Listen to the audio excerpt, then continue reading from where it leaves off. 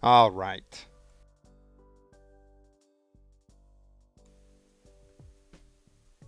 All rightio. Let's see here. Hey everyone, welcome back to twitch.tv/lpikachon. My name's Rodrigo. This is my sidekick Smokey the Smoke Detector. And yeah, this is an impromptu stream. We're just gonna chill out, take it easy, and play some Gems of War, which we've played once before on the stream, but was a big crowd pleaser on account of it's kind of a wacky game. So yeah, let's get into it. I've got I'm gonna try and win some souls. Yeah. So I can level up my guys.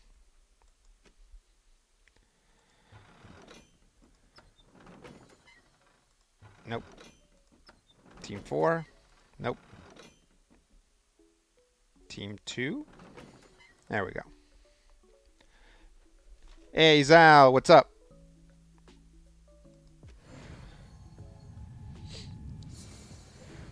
Let me know if the music or effects are too loud.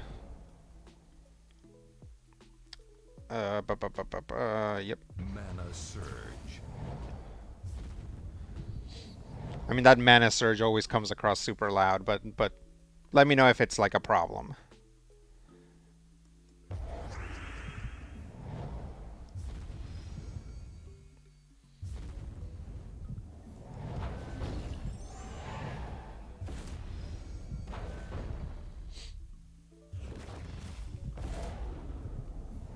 How dare you? Mana surge. Zal says, not much, just playing WoW. Got a new laptop last weekend. Nice. Good for you. What am I doing here? Okay. Activate cow. Power everything up.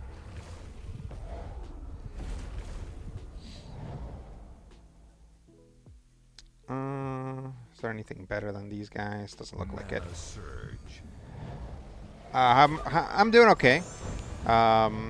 Just had a temporary change in my work schedule, so why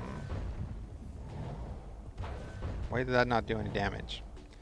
Yep, just not working tonight, even though I'm usually working on Saturday nights or Friday nights. Well, Saturday nights too. So figured I'd put in a stream and see who all's around and wants to hang out.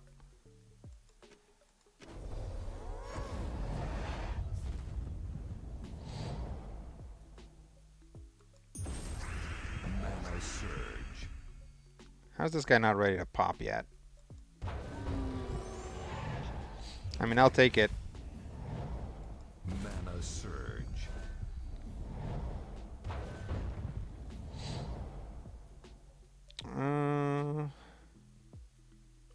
Yep. Mana surge. Oh. Mana surge. Yep, obviously. Mana surge. Mana surge. It's time for that mana surge. What does this do? 6 damage. Disease them. Triple the damage if they have a death mark. Get him! Wow.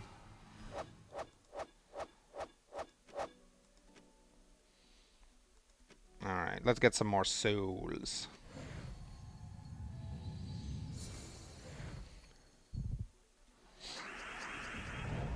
What does this creepy horse do?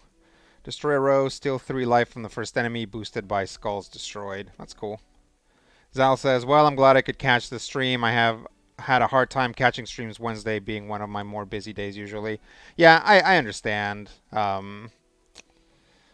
It's just, right now Wednesday works best for me.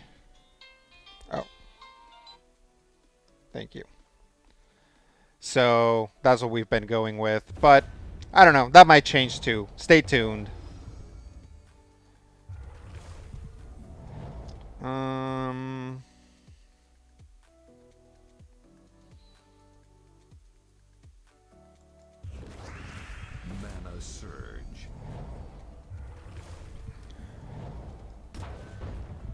All right. Mana surge. Let's see if I can activate this cow. Um, yeah, I might just brute force it. I might just eat the cow without activating it.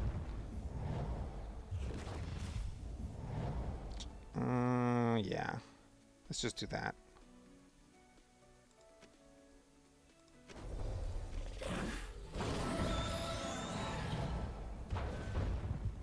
Anytime I activate that power or that... Anytime I...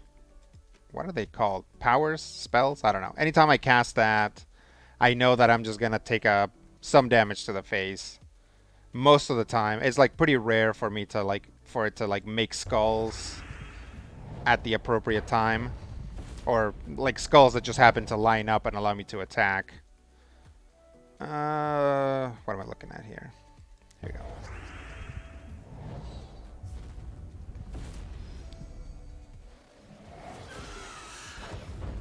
Swarm. Oh, this is one of those that like turns into something. So like that bat turns into a vampire.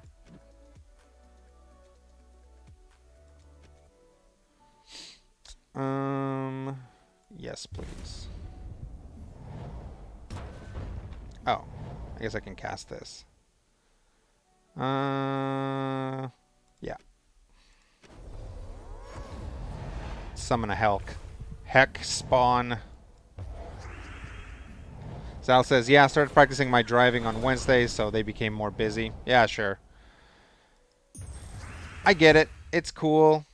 Um, you can always watch the VOD if you really want to. And like I said, I try to pepper these in just so that, not just so that people can catch me, but so that I can, talk to people that I don't usually talk to or people that I don't get to talk to very often. So it's good times. Merp. Mana surge.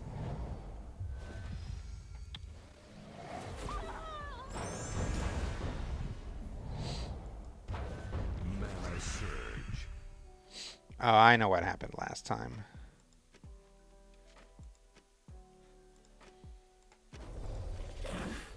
Go ahead and eat the death spawn or the hell spawn. Wow. That was not a great arrangement of skulls for me. Is there anything better? Nope. Mana surge. Whoo! Alright. Well, that'll do it.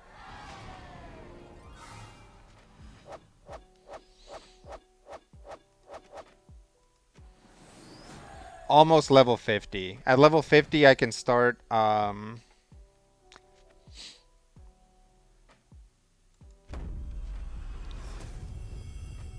At level 50, I can start getting into this game type that gives you a lot of resources. So that's cool. Been trying to open that for a bit. What level are these guys? 11? That's good. That's fine. I think most of these guys are above 11. Yeah, they're like 14. Well, this guy's level 10, but that's not too bad. Let's see. Mana surge. Hmm.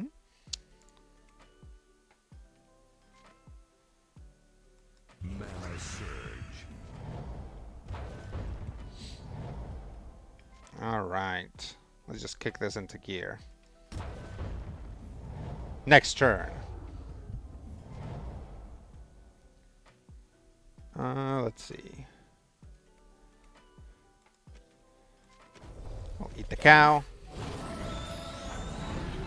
See, I actually got those like automatic skulls there. Sometimes it happens, but half the time, all I'm doing, or all this, all the skulls are doing, are kind of setting up my opponent.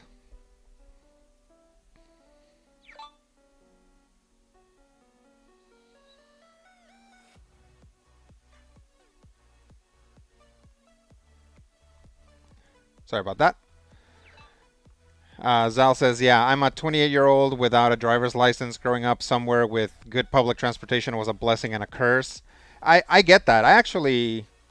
I used to be really surprised when I met someone that didn't have a driver's license because I've always grown up in the suburbs. I'm like 100% a suburban guy. So, yeah, friends would be like, oh, I don't have a driver's license. And I'd be like, what? But nowadays, I get it. I mean, you're right. Public transportation just makes all that stuff much easier. Why did I do that? That was a terrible move. What I meant to do was something like that. Lamgwin says, half the time it works every time. Yep. That's about right on those skulls. That's what I mean is this guy's ability. The important thing for me is that it devours an ally, right? So anything when you devour something, it destroys it, and you add their attack, armor, and life to this unit, right? That's why he has 18 power and 39 health right now. It's because he ate another unit, and that's the point of this deck is to feed units to this guy. Ugh. That was my fault. My bad, y'all. Let's go. Yeah, let's go blue.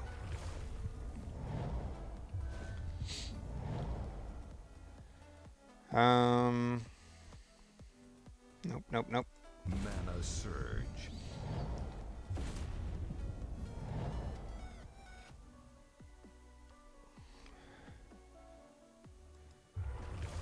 Mana surge. There we go. Mana surge. Mana surge. Yeah, this guy gets to doing the Black Beast gets to doing so much damage that half the time I don't need to not half the time, but some of the time I don't need to rely on abilities anymore. Because it can just do it. Let's go to.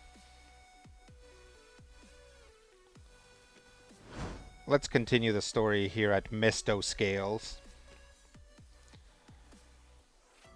Zal says Portland and the surrounding area has lots of buses, and the Max, and they are owned by the same company, so one ticket worked for everything. That's good. Yeah, no, that's helpful. That's good. That's what you want your public transportation to be like. Lamgwin says, "Hey man, it's your Twitch channel. If you want to go blue, that's your call. Family friendly is overrated anyway." Well, I'll only go blue on matching jewels and draft archetypes, but generally I try not to go blue. Raven is like, now the map shows we have only a short journey. Good. Has anybody here played Gems of War before? The protagonist is like such a if you think that the Pokemon protagonist is like a weird robot. What's happening? So I don't get ads XD. Oh, nice. Yeah. Thanks, Zal. I appreciate it. I appreciate the subscription. Yeah, it's always nice when you guys kick something in. Obviously, you don't have to, but it really helps us out. Thank you. Anyway, Gems of War protagonist, right? Now the map shows we have only a short journey. Good. But very dangerous, I think. Why is that? The mists are thick and full of terrors. Come, let's go. Okay.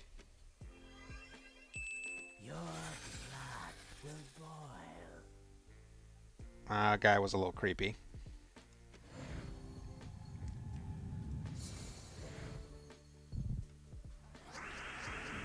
Let's see.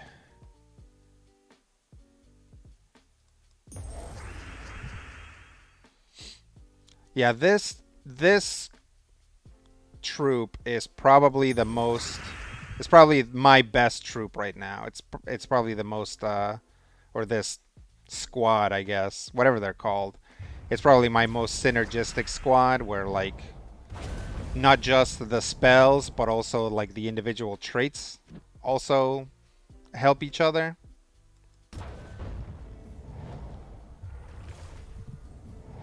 Let's see.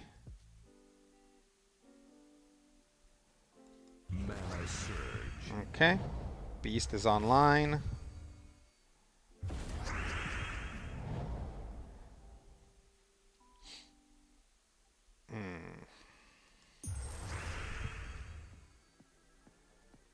What am I looking at? Mana surge. All right.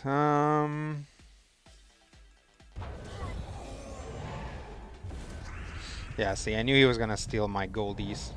Oh, here we go. Mana surge. I'm gonna take a hit, but then we can initiate Operation Hamburger.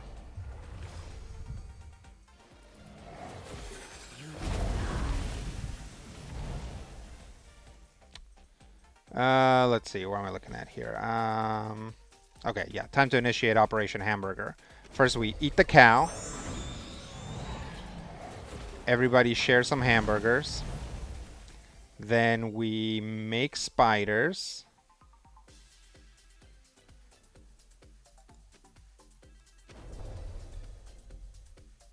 So we'll do green.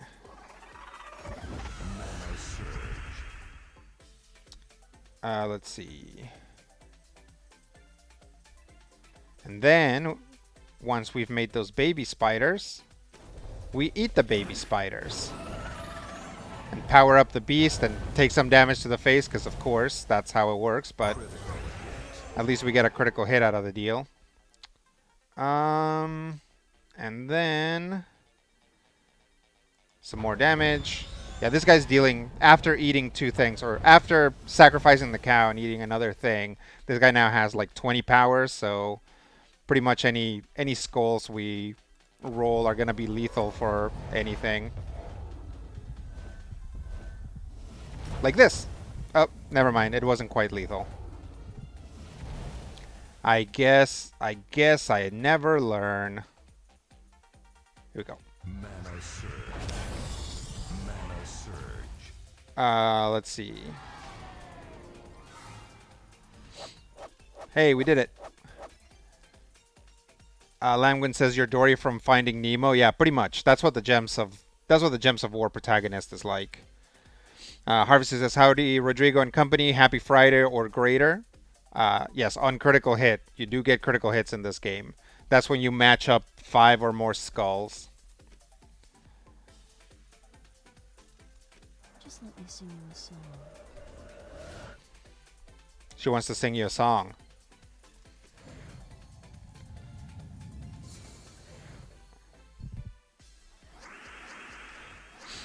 So this temple, I guess this is supposed to be the priestess. And then it's guarded by these guys. Okay. There is supposed to be a story happening here. Is red really the only thing I can match? Why aren't you recommending anything better? Mana surge. Alright. Mana surge. That's what you want. You want that early cow activation. Once you have the cow going, it's all downhill from there.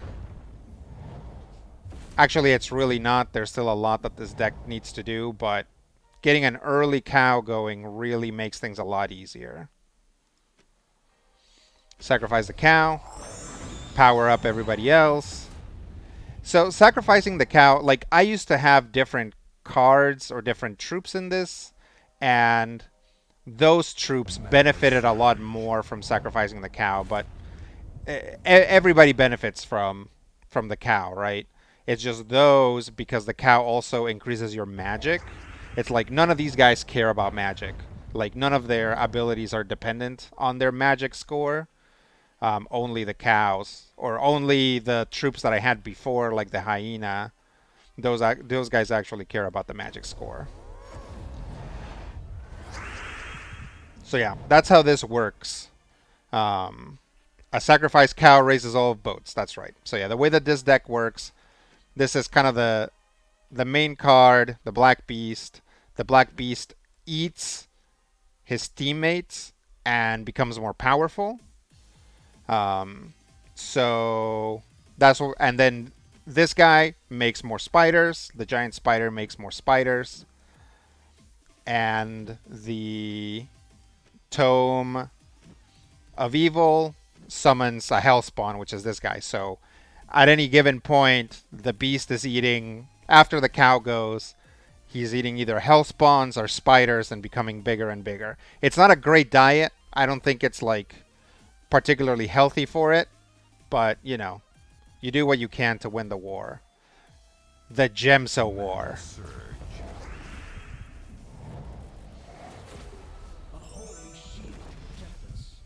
Good lord.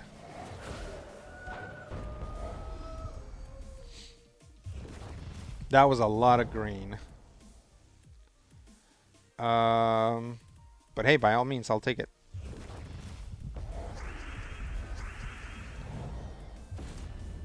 See, now this guy's ready to go again, and I could use the ability, but as long as every slot is filled, I'm not going to get another Hellspawn, right?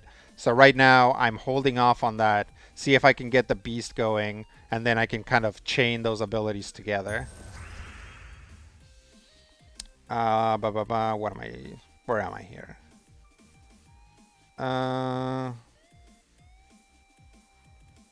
Okay.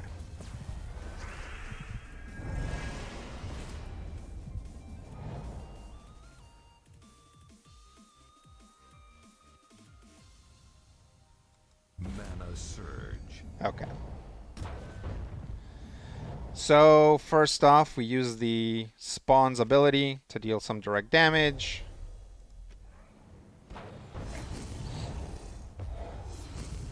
Then we, unless there's anything bigger to match here, nope. Then we eat the Spawn, make some skulls. Again, right, it's like half and half. Half the time, creating all of those skulls creates an automatic attack. Anytime something matches on your turn, for whatever reason, either matches or is destroyed, all of that stuff triggers, right? So if you create skulls and in the process 3 skulls end up, you know, in the same line, it activates. So, you know, this guy's kicking around with 25 power now. Like, anything that it goes up against is going to fall over. Okay. So we'll summon another Hellspawn and put a death mark on someone, or what is it called?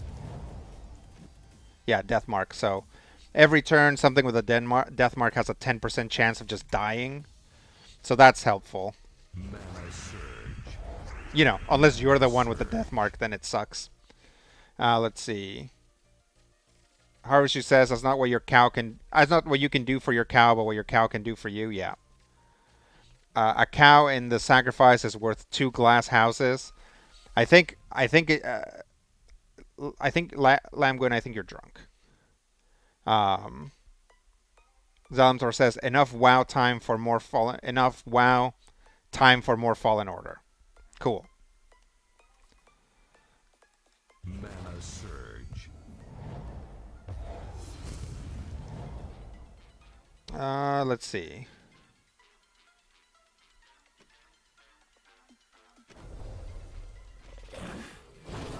Give me some skulls. Oh, see, that one just died. It just, like, keeled over and died from the death mark. So, that's cool. That almost never happens. That is, like, very rare. I almost never see that because it's only a 10% chance.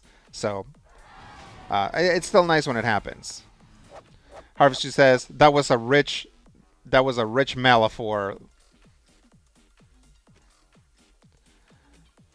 The crypt is here. It is a good day. Crypt?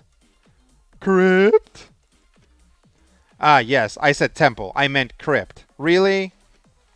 In my native tongue, the words are very similar, yes? This guy's from Cleveland. It was my mistake. I apologize, my friend. Okay. Also, the Gems of War protagonist, also very forgiving. Almost, like... So, each one of these cities...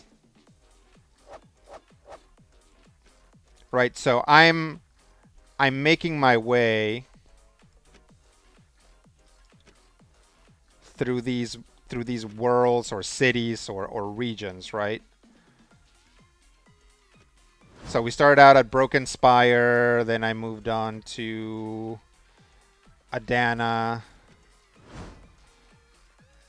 then Davinian Fields, then Zul'Kari. So, but in like half of these, the person that I was teaming up with, like sort of the other character that the character was talking about, is just straight up lying to you. And it's just like, hey, I need your help to help me find this. And then it turns out that they're like a pirate and they're trying to steal it. Then your character's like, well, we've been adventuring together for a while, so I guess I'm still going to help you, even though you're trying to like steal something. So, I don't know. That's the Gems of War protagonist. He's like a very go with the flow kind of person. I guess this is what I look like. This is like what my character looks like. But I prefer to think of it as like I'm the bunny and I'm just telling this guy what to do, right? Let's see, Mist of Scales. All we need to do is get past the statues, right? And the casket will be ours. Sounds easy. Nothing is ever easy, my friend. You go first. Okay. So this guy has a card, so when we beat the whole this whole region's storyline, I will get his card. Halt. Okay.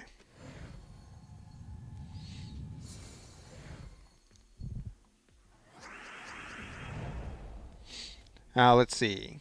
Fallen Zal says Fallen Order is a game I bought a long time ago that my old laptop couldn't run, but my new one can, so I'm finally playing it. Oh, that sucks. I hate when that happens. I just bought this computer. I'm pretty happy with it, but I know there's going to come a moment where I'm going to try to run something on it, and it's not going to want to, and I'm going to feel very sad. Because it means I'm going to have to get a new one. Lamgwin says, I like to think of it as a handcrafted artisanal updog. You knock it off. That's fine.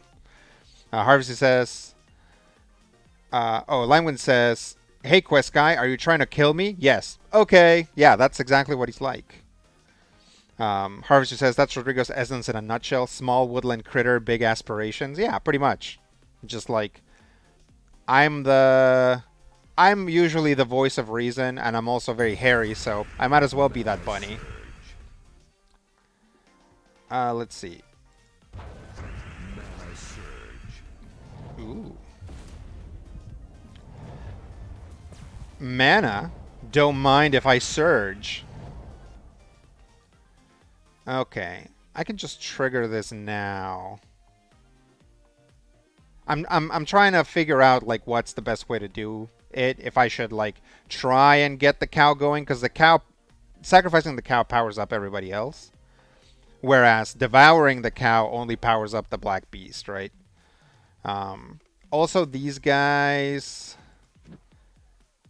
yeah, these guys have an ability called Inscribed. So anytime I trigger an ability, so any like these things are called spells, right? There's like these things that I can trigger when I fill up my mana. So trying to use the right terminology. This thing has a trait that whenever I cast a spell, it gains 1 armor. So like this one down here that I'm going to have a lot of trouble getting to is going to get pretty big, or like its butt is going to get pretty big just from me casting all of these spells to try to kill the other ones. So oh, here's the thing for the cow. We'll see if there's something to get the cow going. It's like every time you pick the cow, you're delaying everything else.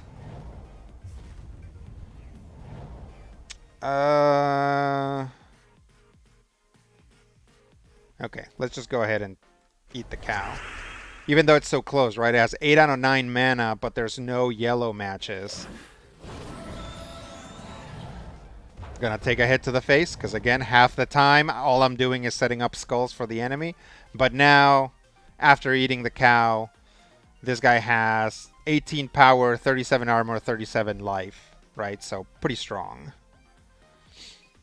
Harvester says, "Oh, my old computer couldn't run Dragon Age Inquisition, and my new one can, but I'll be damned if I'm going to plug a DVD drive in and dig out the disc after like 7 years." Nice. Did you ever get to play it? Did you buy it for console or something? Because that does suck if you just never gotten to play it. Oh yeah, definitely green. Mana surge. Mana surge indeed. Let's see, anything else?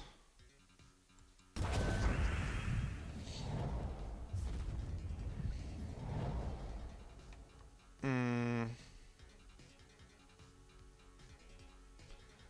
Harvey, you just never got to play it. Oh, that is awful. That is really unfortunate. Yeah, like I basically have not done in my life very much PC gaming for that exact reason. It's like when I look at specs, like I kind of go cross-eyed. It's hard for me to like remember them and to think of like what I'm supposed to be Mana prioritizing. surge. A lot of time, especially as computers get like anytime there's like some sort of like leap forward, and it's like, oh, you don't need to worry about like your computer's like, it's like you don't need to worry about the hard drive. All computers have like terabyte drives now. What you need to worry about is this thing. And I'm like, oh, that's a new thing that I didn't even know I had to worry about. But anyway, I went out and I asked a lot of people, and I got this computer so I could stream and run games and be okay. But again, I'm like, now my perpetual fear is what's gonna happen when this Mana computer surge. meet like gets to the point where it starts to lag or it starts to drag a little bit. I think I think I can still add like memory and stuff to it, and it is like a gaming computer, so it's modular. But then I'm like, oh yeah, the prospect of me like actually getting in there and messing with this is like just sounds like a terrible idea.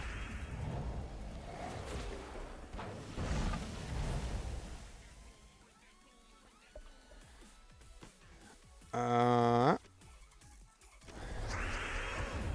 yeah, see that weird noise, that weird like that noise. That's abilities being triggered. It's such a weird noise, such a weird choice for a noise. But that's the Gems of War like triggered trait noise. Um, and that's what that means. Mana Anytime I use that surge. power, these guys get bigger. See, this guy's up to 13. I don't know where it was originally. I don't know if there's a way to look at it. Nope. Um, but yeah, it just keeps getting bigger and bigger because of that. Um, Bam. Let's see. Mana surge. Let's go here. That's another thing is like I'm very bad at match 3 games. I'm like where like I have to a lot of the time I have to wait for it to tell me. So one thing that I'm not very good at doing is figuring out what a move will trigger because, you get rid of 3 gems, the gems fall over, and now anything that matches will also trigger. So if I was good at this, I could do things like trigger multiple like chains on purpose or deny my opponent certain things, but I'm not. I have a lot of trouble just matching things. Forget actually like being several steps ahead. Um,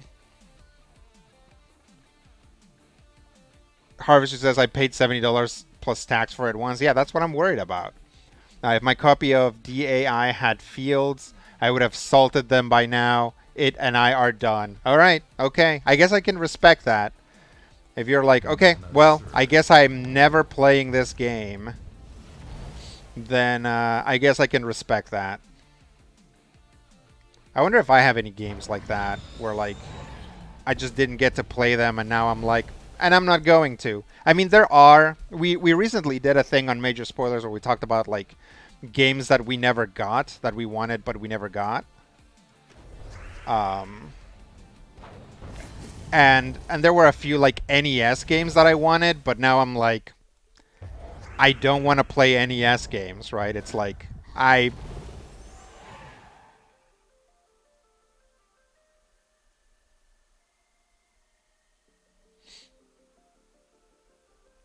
can't believe that guy killed my tome.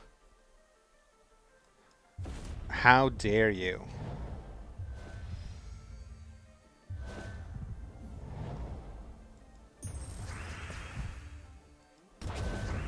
Mana surge. Yeah, see, this guy's got 23 damage now. This guy has been sitting here just like getting bigger and bigger and bigger and bigger, so it's like harder to wreck it. Let's do, I guess, brown.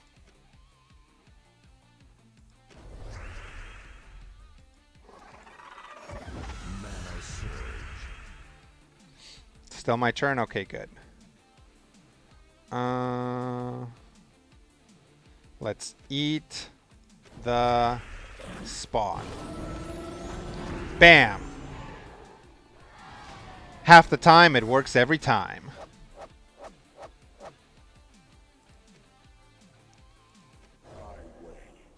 So yeah, you know, most of the troops that you build are teams. It's like each individual one is called a troop. A whole thing is called a team. You know, I'm trying to use the correct, um, what do you call it? The correct terminology. So most teams are like a lot more straightforward than this, right? You don't need to eat your own troops to be able to play. I specifically made a deck in which I have to eat my own troops because I'm like, playing normal like a normal person is just not doing it for me. Mana surge. I would like to have my little army of monsters cannibalize itself for power, please. Mana surge. Mana Surge.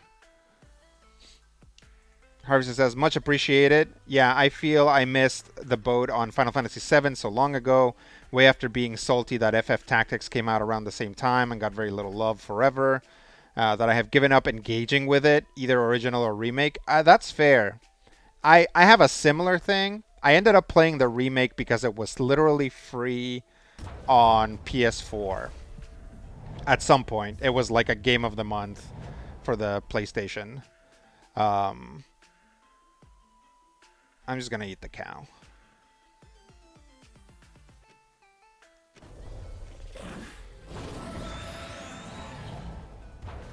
Take some damage to the face. Mana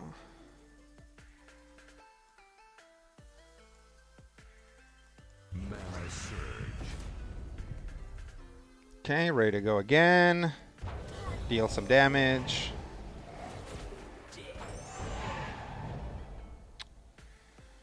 Mana surge. Yeah, I ended up playing Final Fantasy VII, but I'm like, I don't want to play Final Fantasy VII again. Like, I already played this game. It was a lot of fun back then. I don't want to play the original, and I kind of don't want to play the new version. I ended up playing it, and I ended up having, you know, an okay time. But I'm like, you know, I've already played this game. It takes a very special game for me to replay it at all. And you know, I had a blast playing Final Fantasy VII, but I've just never really wanted to revisit it. Same thing with Final Fantasy 6/3. Right now they have the Pixel remasters out, and I love that game, but I'm like, I kind of don't want to play it again. Weirdly, I kind of have had a hankering for playing Final Fantasy 13 again because I wanna sit down and reanalyze the combat system. You know, like the combat system that's just like telling the characters attack automatically, but you tell them what you want, and you basically build different teams of roles, and then you flip to a different team, and all the characters change roles to match. And that's kind of where the point is you're supposed to like figure out where the battle is and change roles dynamically. So it was an interesting way of doing it. at first I kind of hated that, um, Mana surge. but eventually I got into it because it was actually a pretty interesting system. Once I let go of the idea of like, okay, this game doesn't actually want me to control each troop individually or each character individually. It obviously a lot of things click then.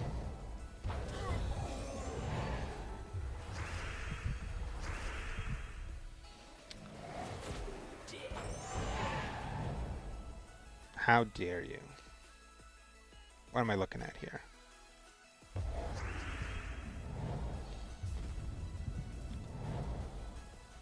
Um, Harvester says it's a way to command respect.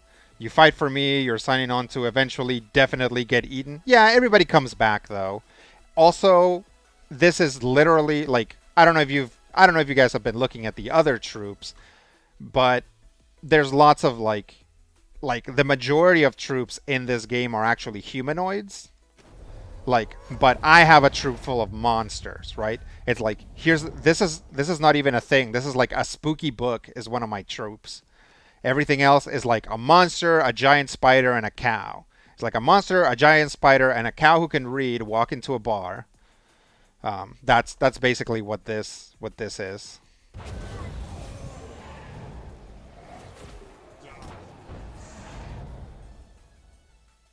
Let's yeah.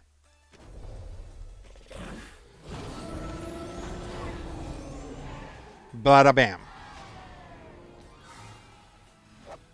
Lagnus says Mana Surge. That's right. Mana Surge is back. Zal says I'm not a big Final Fantasy fan, but that sounds like FF12 combat, and I can see that. Lots of it's all the same series, right? And they do try to make big changes, but they also remix a lot of stuff, right?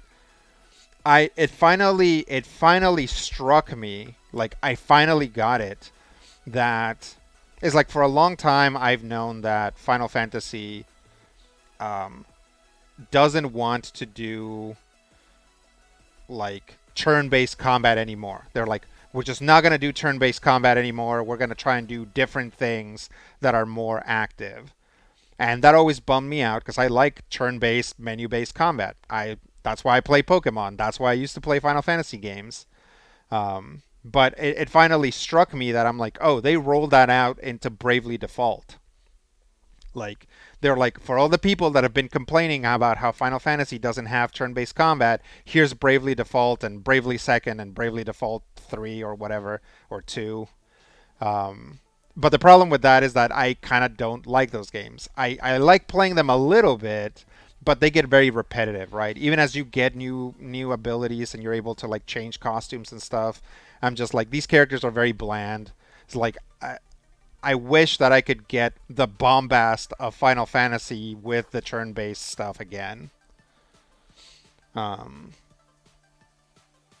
Harvester says, "Oh, that's interesting. I definitely replay some games, though I'm more often likely to start a new file before I finish the game on another.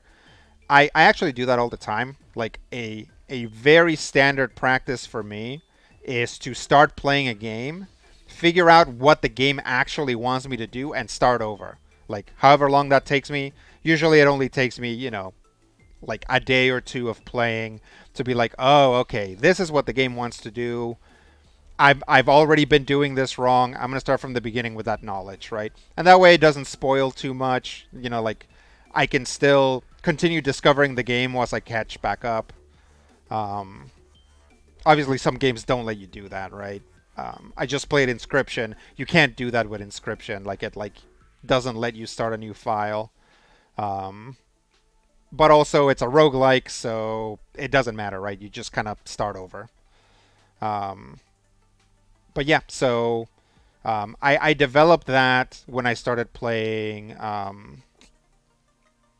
Fallout 3 because I tried to play Fallout 3 and I just had a terrible time of it. I couldn't play the game. My weapons kept breaking. I kept dying until I was like, what does this game want me to do? How does this game work? And I was like, okay, what do I want to not worry about? I don't want to worry about dying all the time, and I don't want to worry about my weapons breaking. So I built a character completely around being tough and being able to repair my own weapons, and then I was able to play through the game and actually had a good time, right? Um, Harvester says, right, I was thinking it was 12 with Van and Penelo in them. Have not played 12, but I heard aspects were neat, and I can appreciate that they expanded Evilise in it, even if it's been abandoned now. Uh, Damned if I wouldn't love to see new FF Tactics on Switch, though. That would be great, yeah. I mean, isn't Triangle Strategy a Square thing? But I played the Triangle Strategy demo, and I was like, the enemies are too tough. Like, I don't know. Like, maybe it makes me sound like a little wah wah crybaby, but I was like, I can't. Like, these enemies just take forever to beat, and like my troops are not that tough. Like, if five of your awesome if it takes 5 shots from your 5 awesome heroes to kill one soldier, then I'm like, then either that soldier's very strong or my awesome heroes aren't.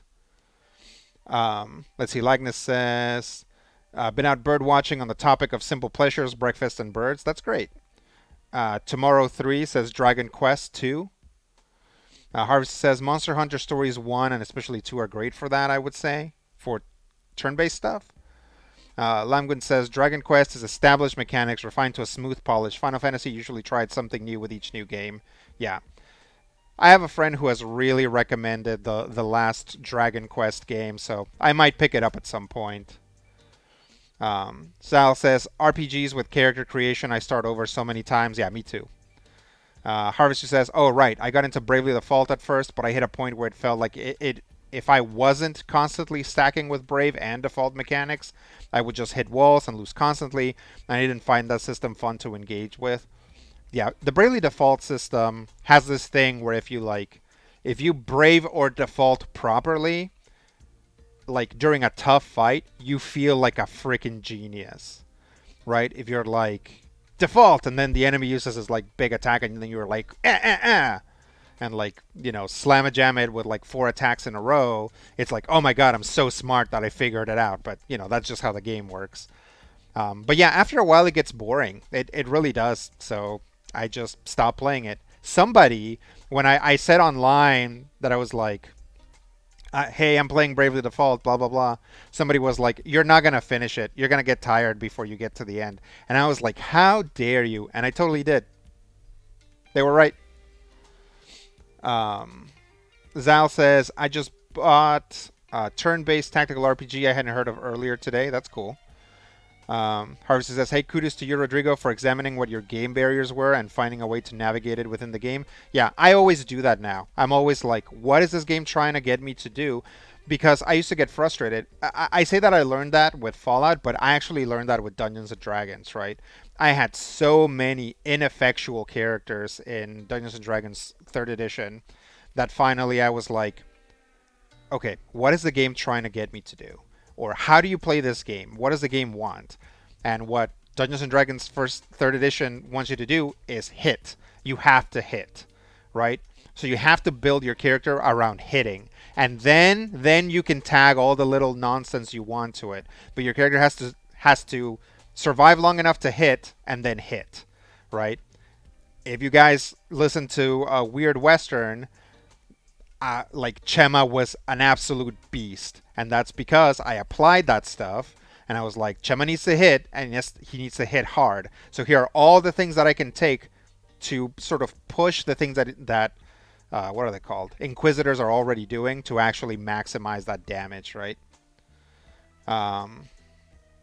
Zal says Eichenfell. I am not familiar with Eichenfell. Actually, might have bought it yesterday. Time is weird. That's okay. Tomorrow 3 says, you might want to check out the Front Mission remake when it comes out. Tactics, mech combat with customizable robots. Oh, that does sound good. Somebody tweet that to me. I need to remember that. Harvester says, ooh, actually the same thing that killed Bravely Default for me had a similar thing in Octopath Traveler. Having to load up on the elemental weakness stuff to break through enemies and chip away in these repetitive ways got so dull to me. Even if characters had different flavors and movesets and such. Yeah. It's really funny because I feel like Octopath Traveler and Triangle Strategy are games that I would have bought like sight unseen because they're like, oh yeah, these are like nostalgia RPG things, but they're new. And it's like I'm so glad that they had demos because I didn't like either of them. So I'm like, thank you Square and Nintendo for giving me a demo and showing me that I didn't actually have to play this game. Chema, excuse me while I buff for 3 turns. Yeah, exactly, right? It's like turn 1, give everyone a buff. Turn 2, activate something. Turn 3, activate something. Turn 4, Chema makes up for that, right? The first shot that turn 4 Chema takes will just obliterate anything that's not a lieutenant level monster. Like I'm just like deleting stuff like blip, blip, blip, like once a turn for the battlefield. Like I've talked to Sam about Chema, and she's like, yeah, I would try really hard to like just slow down Chema's damage, and it was very difficult. And it's like, yeah, I built Chema to just obliterate and not much else. Like Chema didn't have a lot of like Chema had like skills to roll outside of combat, and he had a few things to do outside of combat too. But in combat, Chema basically is a Super Saiyan. He powers up for 3 turns and then obliterates everything. Lagnus says, I've made my Pathfinder Sorcerer for our upcoming campaign. I'm trying a Blaster Caster to see how it works. That sounds fun. Lamgwin says, the books, I have them. What are books? All right. Oh, the books, I have them. Yeah, exactly, right? God. What books? Ah, yes, you were expecting a casket, yes? I was. Because that's what you said. That's not on the protagonist. He did just straight up say casket. I'm afraid I misrepresented the treasure. I was concerned. About what? Some people do not appreciate books. I was worried you would leave. Aw. I see. So you lied to me. This happens to this guy a lot.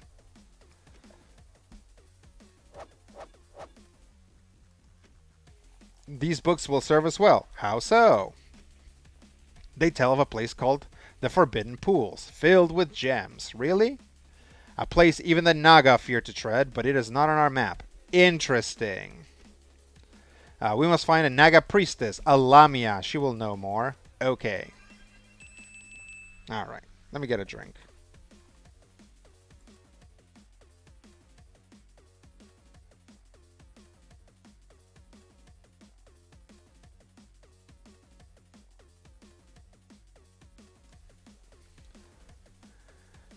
Let's see. Harvester says, right, I enjoyed the demo enough to buy the whole game, but Octopath got shallow for me quickly. It also didn't and couldn't deliver on the rich, integrated character backstories because of how sandboxy your order of operations was. Yeah, absolutely. Like, it's a good idea, but it wasn't executed well. It felt more like each of 8 characters had their own stories, but nobody's really mattered to each other. Yeah, it's like it's like 8 murderers hanging out together, killing the people that each of them need to kill, right? And helping each other kill people without any connection. Zal says, honestly, I got Eichenfeld because it was half off and is apparently filled with queer characters. That's cool. I mean, that's as good a reason to get a game as any. Lamgwin says, I feel like they don't need to lie, though. Protagonist is down for whatever. That's true. I mean, he really is. Lagnus says, Naga Priestess sounds evil to me. Yeah, it's like, I don't know if this guy is evil, this guy that I'm hanging out with. Your blood will boil. Yeah, my blood will boil. Here's the thing. These guys aren't counting on a team that I'm calling Beast Burger Mark II, right? Here's the Beast. Here's the Burger. And this is the second version of the deck. So this is the Beast Burger Mark II is what I'm calling this troop. Or this team. Lagna says, my favorite CRPG of the last few years, and maybe my favorite game of the last 10 years or so, is Divinity Original Sin 2. I've been told that that's a good one, but I haven't sat down to check out Divinity. Harvestry says, yeah, I did great on agency for letting you approach it however you want, but it then didn't have narrative backing to bolster it or allow it for that uncertainty. I just like in the demo, I started with Primrose, and it's like I think that's her name. I think it's Primrose, and it's like she's a lady. She's like basically a slave, and she's trying to escape or whatever. And yeah, it's like the story, even her story to her seemed like weirdly detached. So I was like, eh. And yeah, and then like the combat just drags so bad. Hey, guys, stop matching so many five ofs. What do you think this is?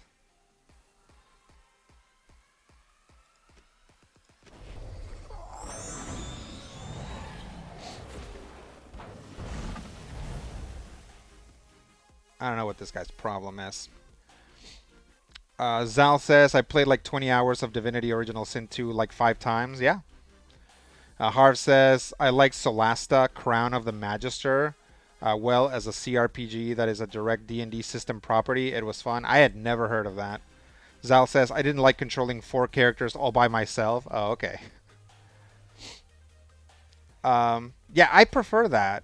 I like it when I get to control multiple characters. Like, I really very much enjoy the traditional RPG experience. And it's okay that, you know, people are trying to like scat over it. Not scat like poop. I mean like, you know, improvise with it. Um, wow. That was some fortuitous skulls. Um, yeah, but like, you know, it's like it's fine. I still reserve the right to not get into an RPG just because it's an RPG. Pa, pa, pa.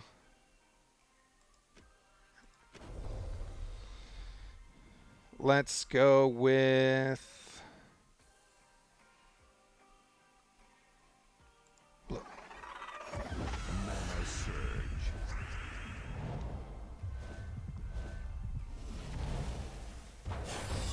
Mana surge.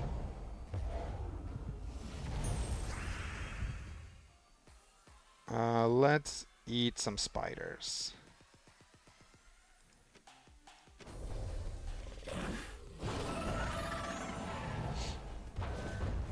Yep, that's okay.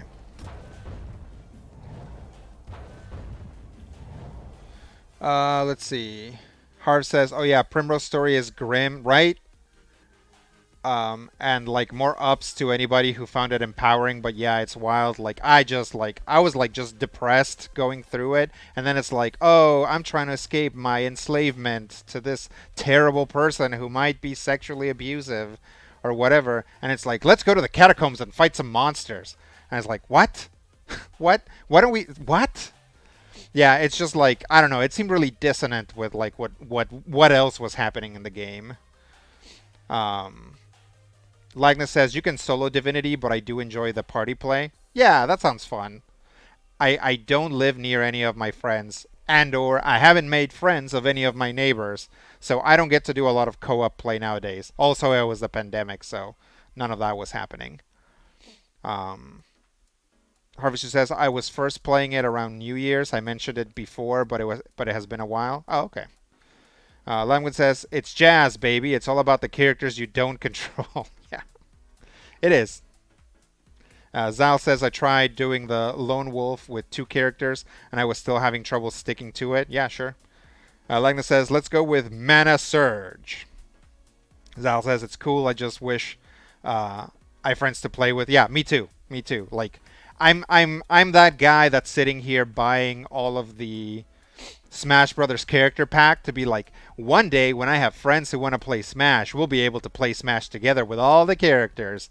And I'm like, oh yeah, that never happens because I don't make friends very easily, and I also don't like having people at my house. So, you know, Flangwin says neighbors aren't for friending, they're for avoiding. That's kind of how I feel, but I don't know. It does pay off to have neighbors, that can like help you out sometimes. Harvey says, as you mentioned, the 8 murderers going around and fulfilling each of their individual vengeance quests together, right?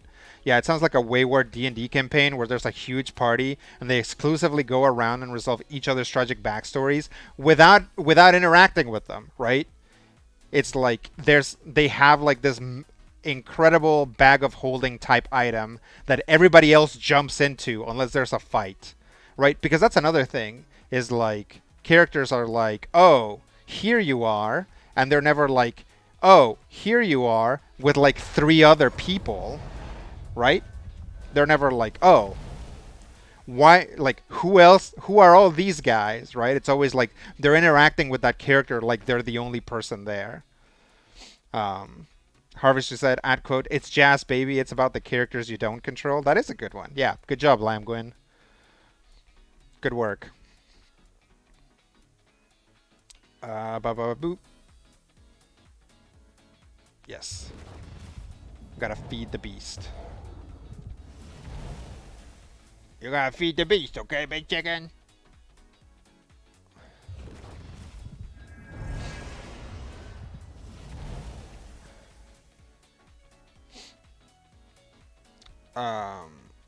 Harvester says, yeah, everybody comes to the table when combat starts. Yeah, everybody's playing like Magic, like everybody's playing Magic Arena with each other on their tablets. And then when it's time to fight, they're like, oh, it's time to fight. Likeness says, minor divinity spoiler, you can betroth the Red Prince to the Snail Queen if you have someone with Bespeak in the party. I have no idea who these people are, but I ship them. Zal says, back before I moved to the middle of nowhere, 2 of my neighbors were people I played MTG with regularly because they were also huge nerds. Yeah, it's nice when you meet neighbors who are huge nerds. Like I have a friend from college who like all the time he like, because we text every once in a while, and he's like, okay, well, I'll catch you later. I'm gonna go play D&D with my neighbors, and I'm like, what a strange concept. Who does that? All right, let's see if we can get some complimentary skulls here for the big finish. There we go. Lagna says, and I think that's the reason enough to play it. Oh yeah, sure. I'll be looking for that if I ever do play it. Lamgwin says, did you just talk to a cat? You legally have to tell us if you talk to a cat or it's entrapment. No, I was checking on my dog. The cat is probably here in the room somewhere. No, I let the cat out of the room, so she might try to get back in at some point, but my dog Pavlov's asleep down there. He's a little old guy, so he's just taking it easy. That's the Lamia.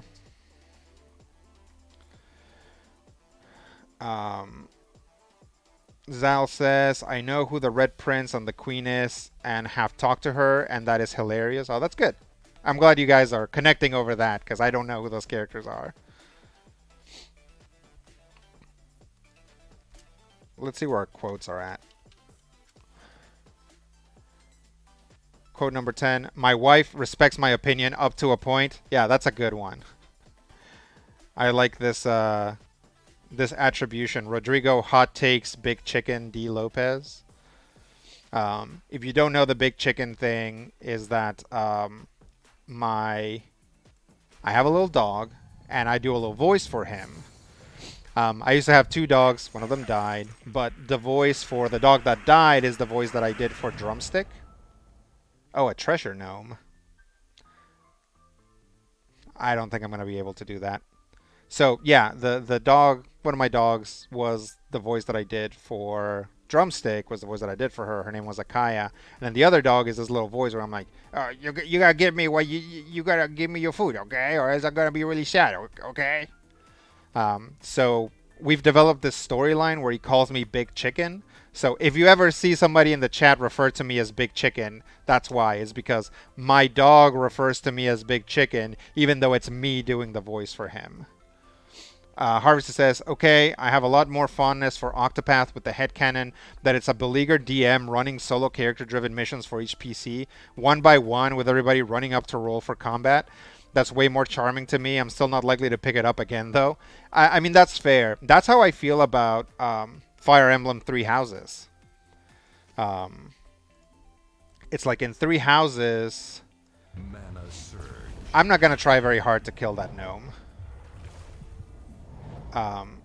In Three Houses, the characters are, it's like the golden deer. Like if you think of Three Houses as a what do I want to say, as a module, right? Imagine Fire Emblem Three Houses as a D&D module. The golden deer run is the module as written. If you play all the way through, everything will make sense. Bad guys show up when they're supposed to. Characters are, able to do pretty much everything. Everybody gets an arc. The Blue Lions run is somebody being like, yeah, that's cool. But you know who's the very coolest? This Dimitri guy. And so they're like twisting the game to make it about Dimitri, and it still kind of works, but like a character becomes an evil monster for no visible reason, even though it is kind of written into her backstory that maybe she could turn into an evil monster, I guess. It's just like very weird. And then the Black Eagles run is just the game master like looking through it and being like, like throwing it aside, and it's like, what if we kill God instead, right? That's basically what it is. Lagnus says we have a Lord of the Rings quiz today, and then I think we will make the One Ring PCs after. We have enough people to play RPGs just in the house, no neighbors needed. That is nice. I definitely ran some RPGs for my nephews and for my brother and for my sister and my parents. But we were never, because I never moved back in, right? I learned about the glory of RPGs in college, and then I came home to teach it to everybody else, and then I left. So this is not gonna accomplish what I want. Yep, it's just gonna give them. Yep. It's like I can see it. I can tell that I'm just giving them free damage, but also I'm like, well, maybe not. Hey, I got the gnome. Cool. Oh, I bet that gnome appeared because I'm level 50. Or because I'm about to hit level 50. So yeah, it would be nice to just have enough people in the house to roleplay, but actually, I've been running an Exalted game with some friends from college over Skype or nowadays Google Meet. Which I think is a really funny name for a program. It's like, everybody meet at the meet. And it's actually been going really well. And it's actually really nice to see all those guys and get to play. It's allowed my wife to get to know some of my old chums. Yeah, actually, Sam Nelson is in that group. And that's kind of how she. I mean, this obviously started after she joined Critical Hit, but that's kind of one of the ways in which I got back in touch with Sam, is by running these remote games. Let's see. Oh, I need to pick a color.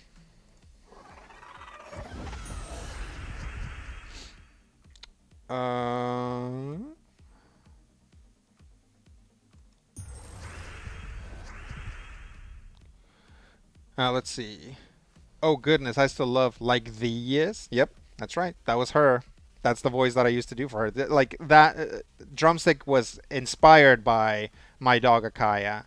She was like a little gray dog that kind of looked like a fox. If you actually looked at a picture of her and a fox, they didn't look very similar, but there was definitely a fox-like quality to her. So originally, I'll tell you guys this as a peek behind the curtain.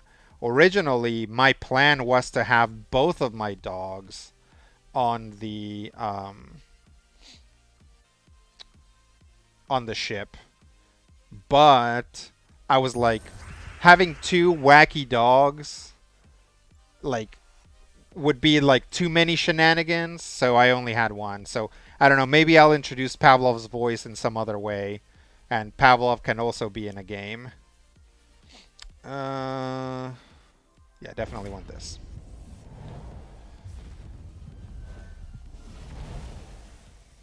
Lagnus, oh, quote 13. The main problem with D&D is that it's very stupid. I did say that.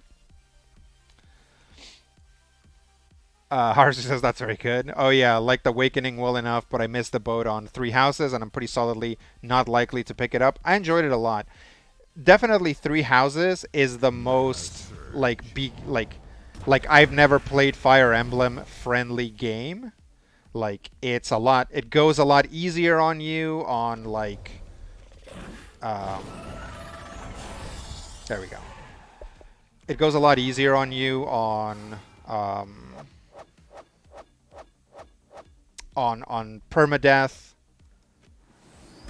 It did I make it to 50? Nice. Uh,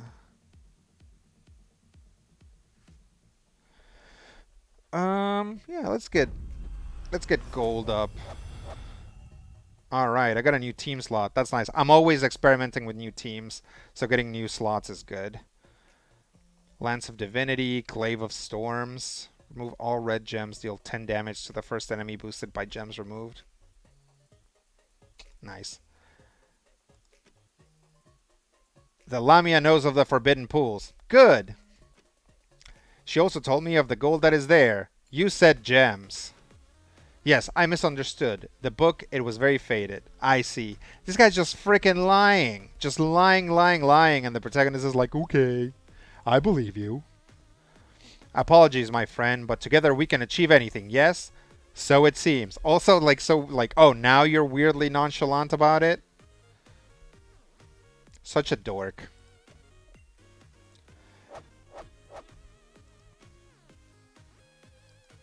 Okay, let's take a moment.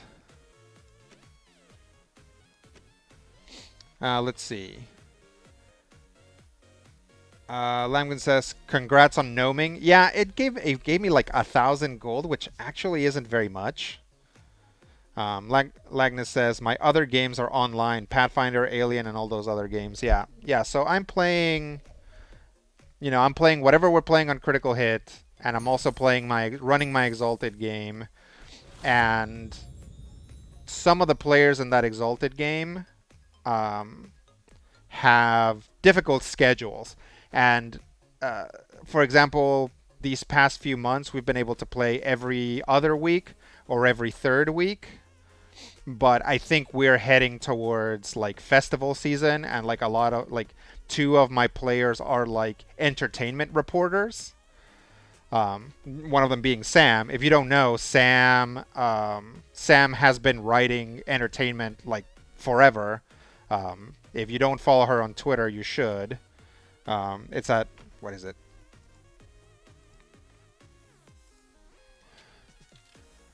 Twitter.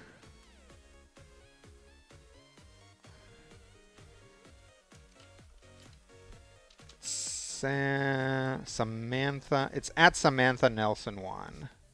Here.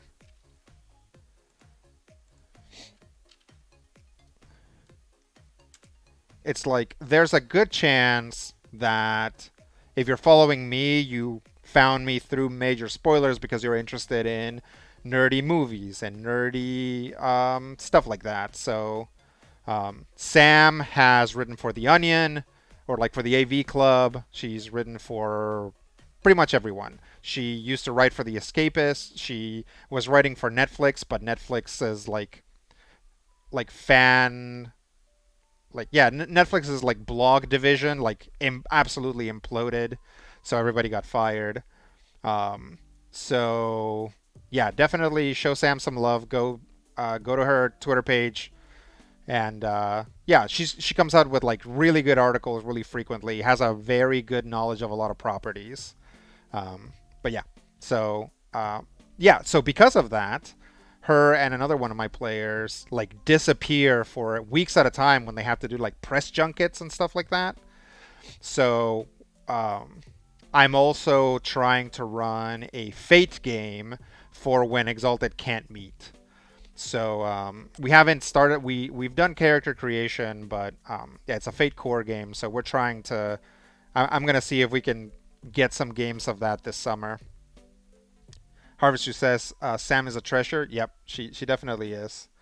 Lumkin says one of these days I'll get to try out Lancer. One of these days we'll all get to play Lancer. Langman says Netflix took exactly the wrong lesson from their stock price dropping. Yeah, absolutely.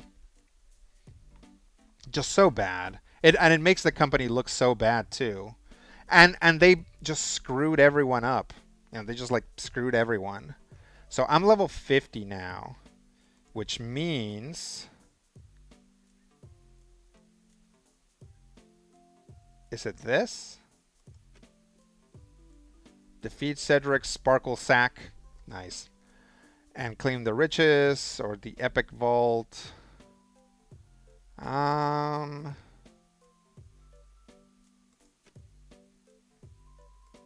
No, this is not what I want. What I want is treasure hunt, which I guess unlocks at 51. That's annoying.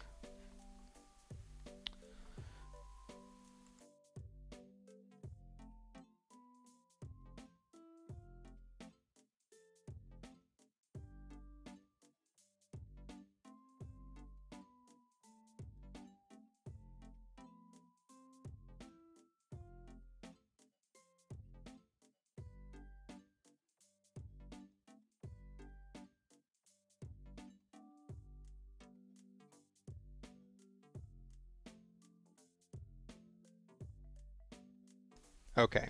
I'm sure that was very entertaining watching me try to like get my headphones and hat to cooperate.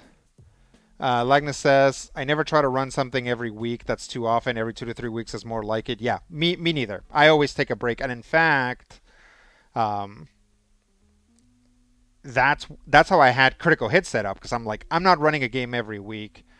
But we keep running into like scheduling things. So I've gotten um,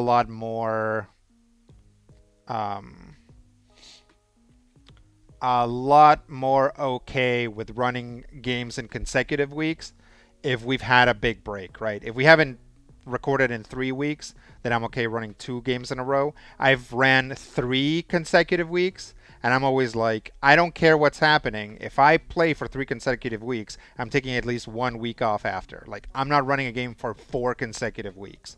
That's going to make everything bad. Zal says Netflix is doing some dumb shit. Yeah. Lagnus says I have never played Lancer, only run it. Yeah, and I feel like that's gonna be my fate as well. But running it is still fun. Like I don't know. I don't know what I would do with myself if someone offered to run a Lancer game for me that I could actually get into. Right. Obviously, there's tons of people online. If you go to the Lancer Discord that are running games and starting new games, but with my schedule, it's very difficult. So like, yeah, if one of my friends was like, "Hey, we've got a couple of weeks off of Exalted, let me run Lancer for you," or if like on Critical Hit, because I think Rob's played Lancer a few times now, or they were maybe trying to get a Lancer game going. If Rob was like, "I'm gonna run a game of Lancer," I don't know what I would do with myself. It's like I think a lot of people are like, I know what kind of thing I would like to play. Like I have considered so many character possibilities and so many options that I'd be like, I don't know what to do. Also, I would be an insufferable Lancer PC or player because I would definitely get real into the rules and then be like, nah, that's not how that goes. Like I would, if Rob ran Lancer, I would take over as Rob, which is good because Rob actually kind of appreciates that. So, all right, how far along are we on? Oh, not Karakoth. Mist of Scales. 10 out of 25. So we have like 15 more battles to go in Mist of Scales.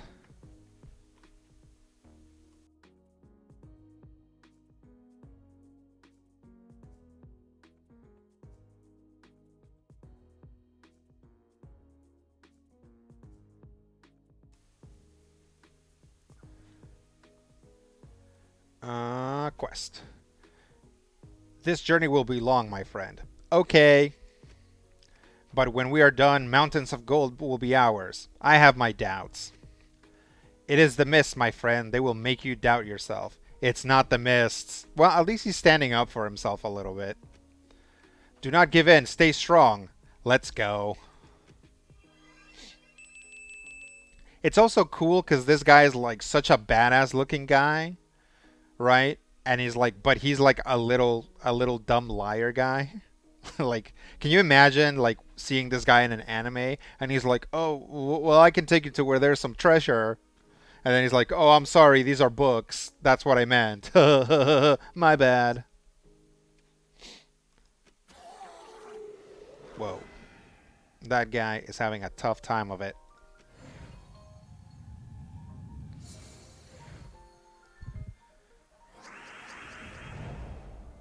Well, I see lots of purple opportunities.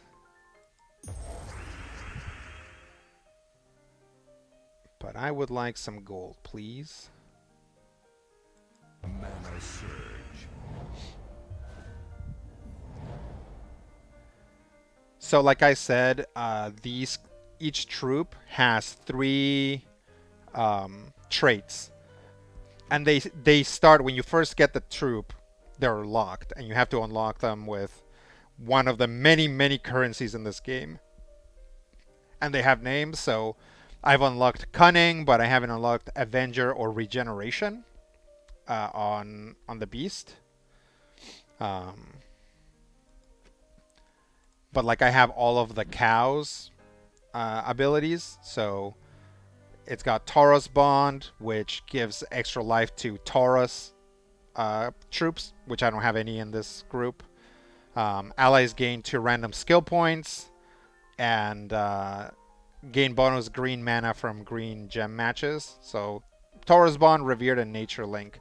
I really like the giant spider traits because it has like Magic Link, right? It like gives you bonus purple mana, but it also has a trait that's just big.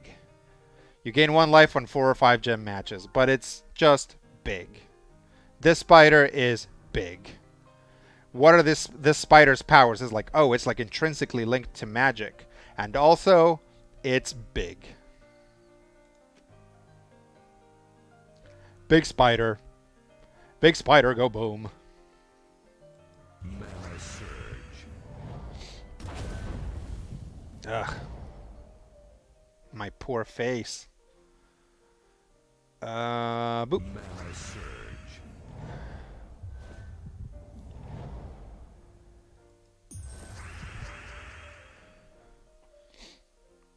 Likeness says that sounds amusing.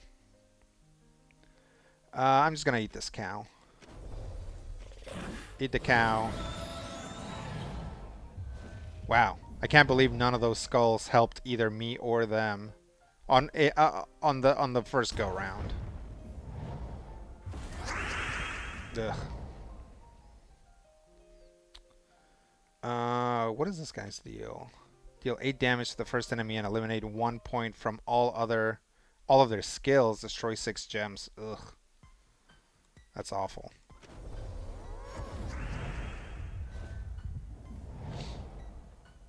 I don't seem particularly eager to trigger it though. Ugh. Mana Surge. When in doubt, Mana Surge. Mana surge.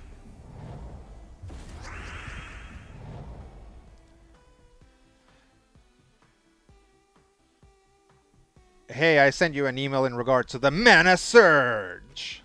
I pledge allegiance to the flag of the Mana Surge. Yes, I did it, and I hope they burn in Mana Surge.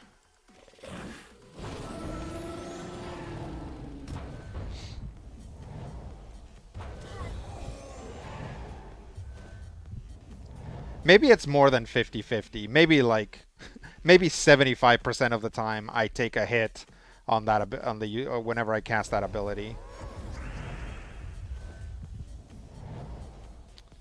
What do I want now? Yep. Likeness says, have anyone looked at the Household RPG Kickstarter, the English version of that Italian RPG? No, I hadn't. I haven't looked at it at all. Mana What surge, mana what's it about? surge. Like, what's the story premise? Get out of here.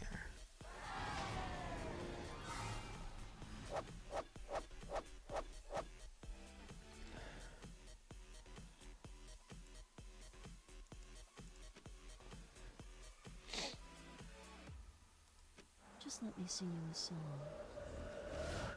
I like how subtle that voice. Like the voice acting in this game is so weird. Like I don't know that they have gotten that many professional voice actors. Like sometimes it really feels like, oh, this is just someone from The Office. Like I have no idea. It's like 505 games, but they might just be the distributors. I don't. I gotta check on like who exactly puts out Gems of War.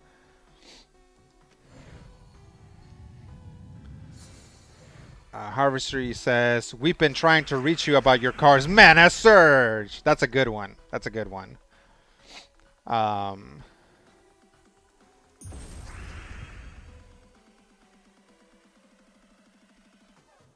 what's another good one?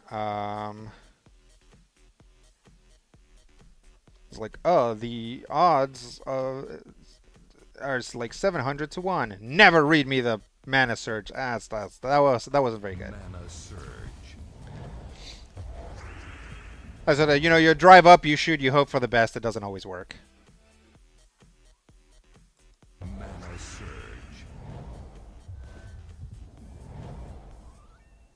Chilling out, maxing, relaxing, all cool. Out shooting some mana surge. Mana surge.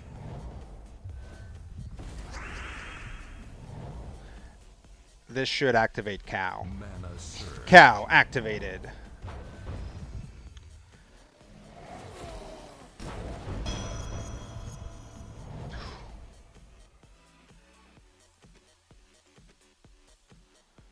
Mana surge. Okay.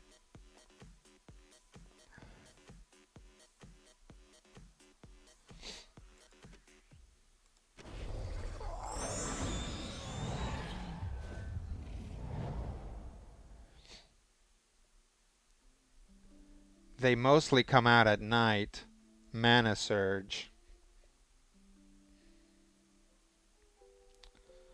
I need like purple mana or green mana. Is anything green around? No. Yeah, I'm really competing with brown mana for these guys. Or with these guys. Likeness says, the blurb is, Household is a role-playing game about litlings, little folks, living grand, tiny adventures in a big abandoned house. That is super cute. Zal says, the only game other than D&D I've looked at recently is Thirsty Sword Lesbians. Yeah, I've been looking at that, or I haven't like been like looking through it or anything. I've been aware of the existence of Thirsty Sword Lesbians.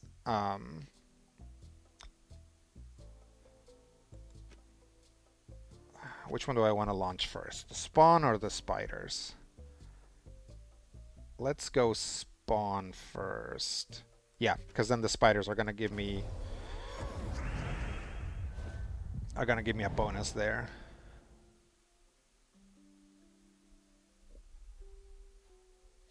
Rah.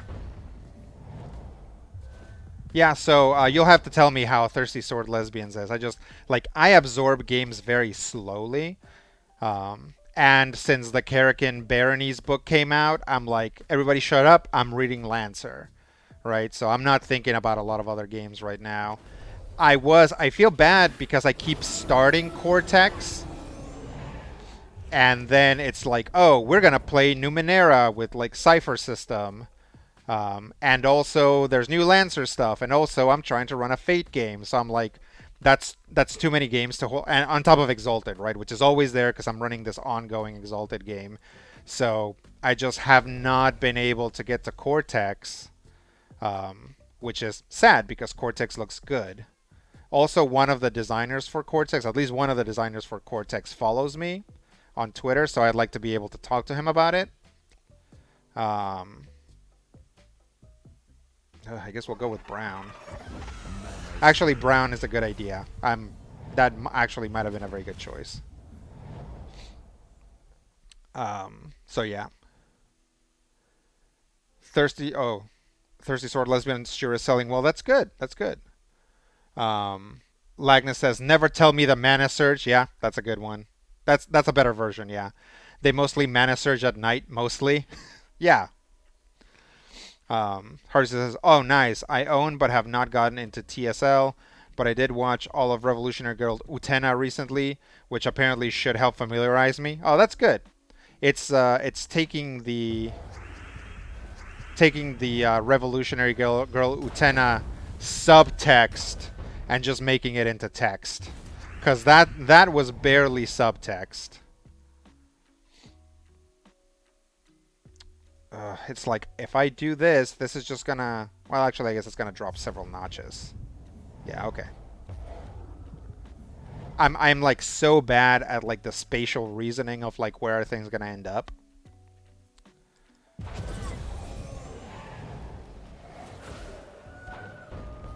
How dare you? How dare you sing at my book?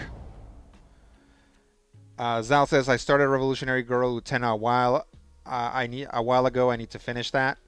Yeah, I watched it a long time ago. Long time ago. The sort of thing where I'm like, I can't really recommend it to people. Like, people are like, oh, how was that? I'm like, it's been so long that A, I don't remember how good it is. And B, I'm sure that I am a completely different person now from when I first watched it. So there might be stuff that doesn't fly anymore. That's definitely happened to me with a few things where I'm like, oh, like I should stop recommending this to people because it's actually kind of like racist or rapey or whatever, you know. And I'm like, yeah, I need to revise some of my recommendations.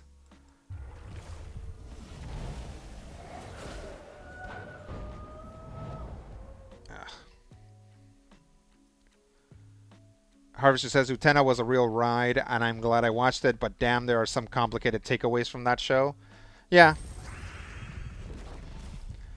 it's kind of the same thing with Evangelion. I watched the Evangelion much more recently, but when it got on Netflix and everybody was like hyped about it, people were like, "Have you watched it? How is it?" And I'm like, uh, the best I can tell you is that it's a very cool and exciting anime to watch, but you should not expect it to resolve in any sort of satisfying way. Like, you should be prepared to have to draw your own conclusions. Let's see. Zal says, I got Thirsty Sword Lesbians twice. It was part of two bundles I bought in 1 week for the trans kids in Texas and one for Ukraine. For some reason, both had it. Yeah, that happens. I think I've gotten Blades in the Dark a couple times, and I also still haven't read it. And Blades in the Dark is another one where I'm like, God, I gotta just sit down and read this game because the Forged in the Dark games are part of like the current discourse of RPGs, right?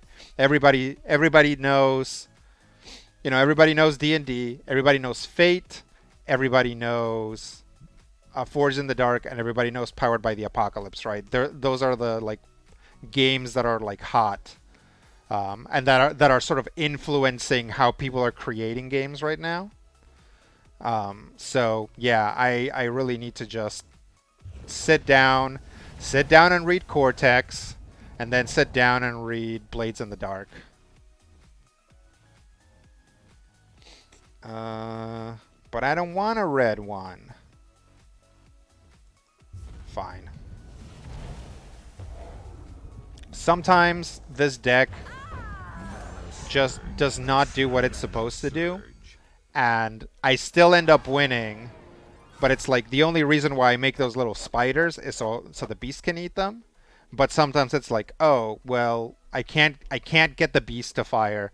So I guess the little spiders are firing and they're poisoning random enemies, and then the enemies die from the poison, right? So that's a possibility.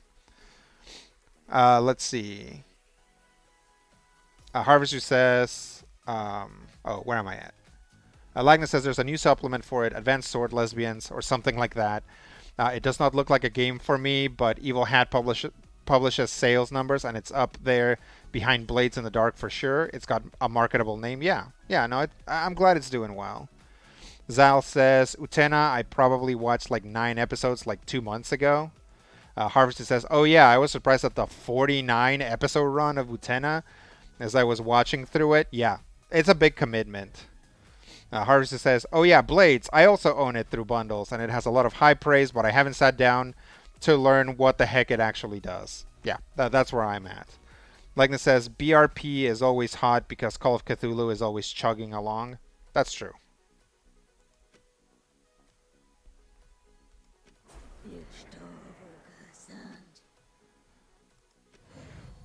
Alright, looks like we're about to finish this arc. Not this like storyline, but this individual arc of the game, or of this individual arc of the Mist of Scale storyline. Mana surge. Mana surge. That's what I'm talking about. You surge that mana. Alright, looks like my cat is trying to get back in. This might be a chance for a very rare sighting of Lily. So I'm gonna go get her.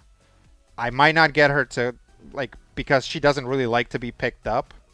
So I'm gonna try to pick her up and bring her over for you guys to look at her. But there's a chance that she's just going to, like, claw at me and run away, okay? So just hang tight.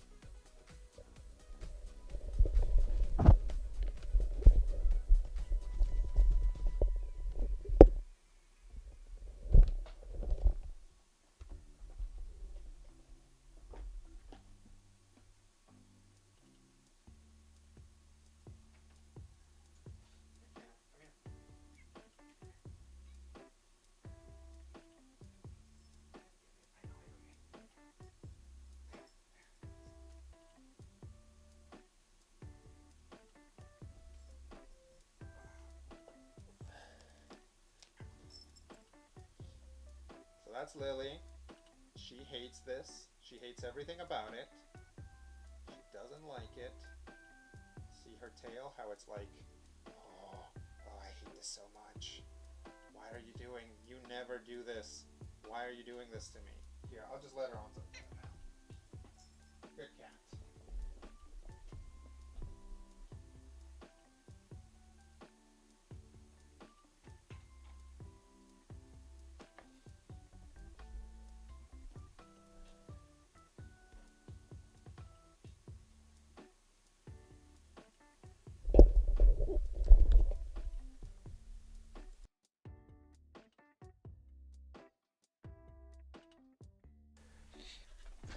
Yep, so that was Lily.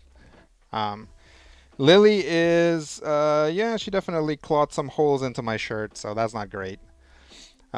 Lily is my wife's cat. She's had her for a while. Um, and, but like my wife, because it's her cat and they've kind of grown up together, like my wife like kind of picks on her a little bit. Like she picks her up and she like kisses her in the face. And I'm like, I don't think she likes that. So I'm usually the person that doesn't do that, and I think she appreciates that. She comes over, she hangs out with me, I pet her a little bit, and then she leaves. And so I think right now she's like, what is happening? You're not the one that usually picks me up. Like, why is this happening? I think she was like legit weirded out by it. Maybe someday I'll get like an overhead pet camera or something, and you guys will be able to get a better look at my pets. But right now it has to be in fits and starts because Lily hates it, and you know Pavlov's is old and his back hurts a lot of the time. So a lot of the time he doesn't want to be on camera. Let's see. Our tabletop stuff, I've recently been planning this is Harvestry. On tabletop stuff, I've recently been planning a 2/3 shot dungeon adventure for my D&D group to run after we conclude this ongoing campaign. I got maps made up, and I'm really happy with them. Just have to format them for Foundry, which is still a hefty task. I still have some details to plan for the adventure part, but I'm really pleased with the map making. If challenged my knowledge and grasp of Dungeon Fog, and I learned much. That's cool. Yeah, Foundry is one of the things that I've been meaning to check out. How does Foundry? Do you know if Foundry does hexes well? Because I need, again, for Lancer, I need something that is reasonable about hexes. And Roll20 is not great about hexes. Like, there are cheats around it, and I've learned the cheats that you need to do to get hexes to work properly. But if there's a game or if there's a something that does hexes better, I would be interested in it. So let me know what you think of Foundry as far as hexes. If you know, if you don't know, then don't worry about it. Lagnus says someone not on mobile clip it. Yeah, you can always clip it from the VOD, I think. Anyway. Harvester says cats versus clothes is an eternally pitched battle. Yeah. Yeah. Lagnus says we're doing our next Pathfinder campaign on Foundry because it is so much easier for the GM as the server runs off a Raspberry Pi in his room, so he can just drag and drop maps. Yeah, that's great.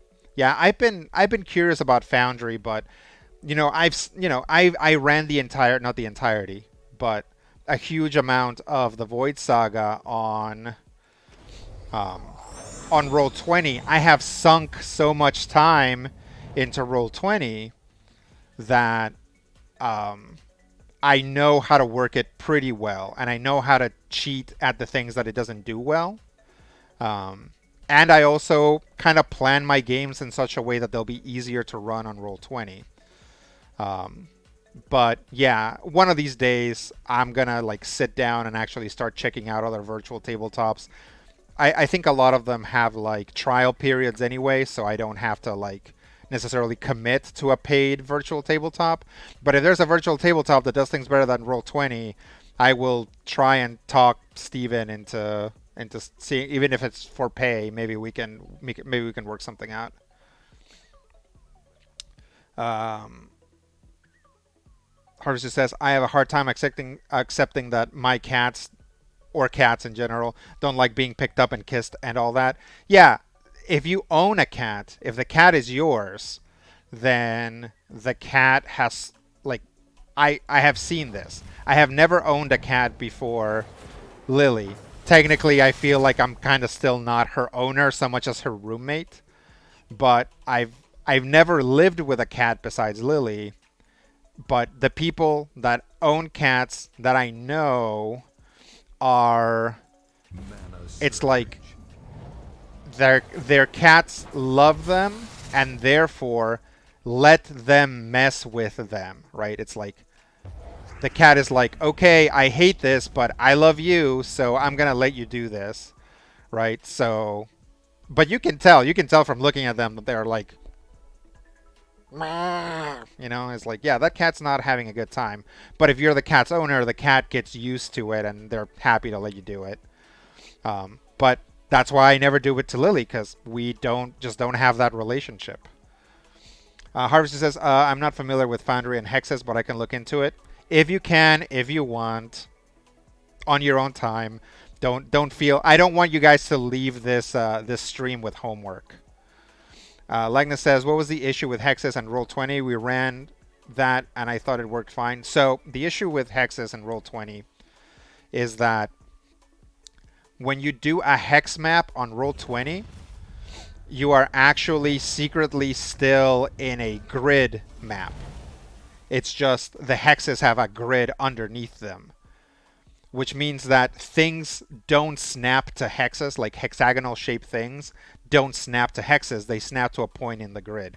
So when you have something like Lancer, which has units that are basically a hex triangle instead of like a single hex, they basically, there's no way to snap them correctly. It looks at the center of the token and it snaps it to the center of a hex, not to a, right, it's like, Yeah, it snaps it to the center of the hex, which leaves everything out. It's like basically hovering in the middle of the hex.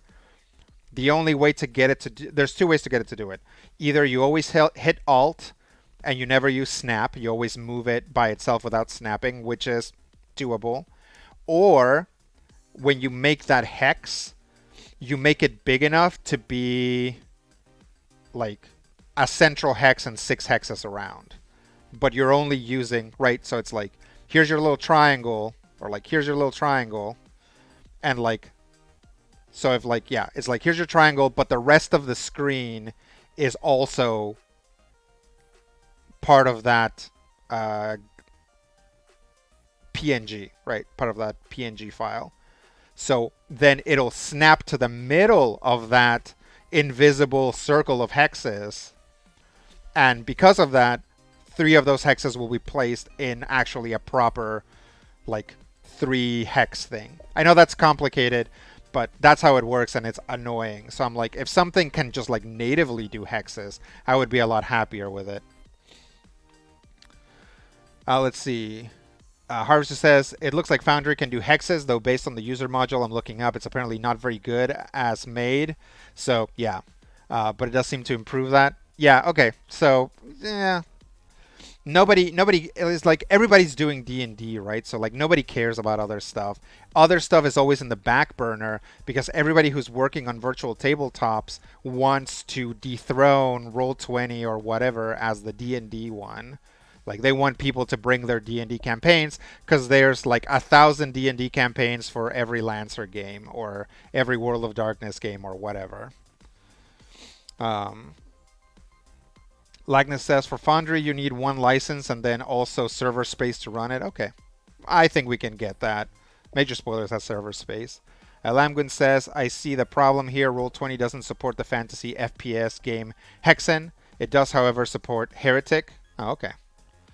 Harvester says, yeah, one user can buy Foundry's license once. I paid $50 Canadian. And then players can access via the internet.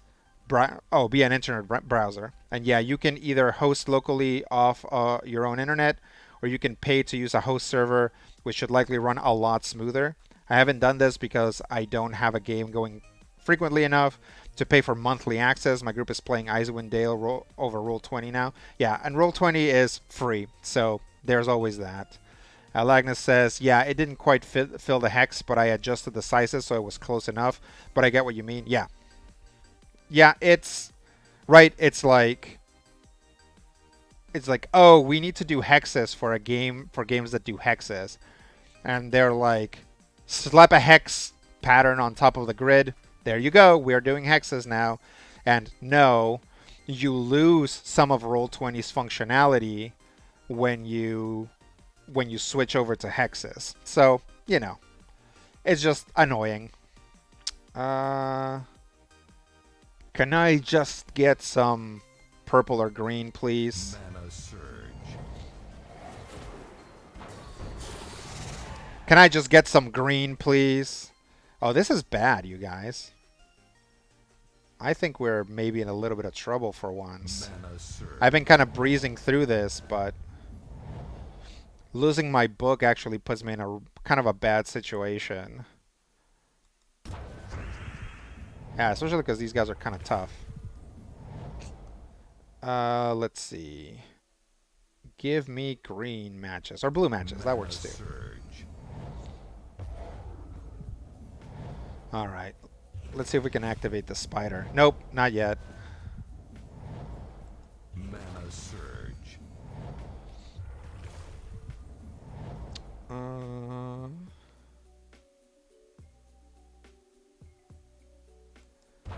Kablang.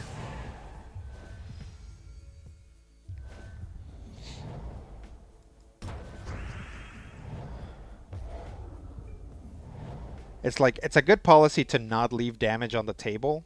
Like, if you see damage that you can do and you don't do it, then your opponent is going to do it, right? So, purple, purple, purple. There's that. Oh, yeah, let's do... I know what I want to do.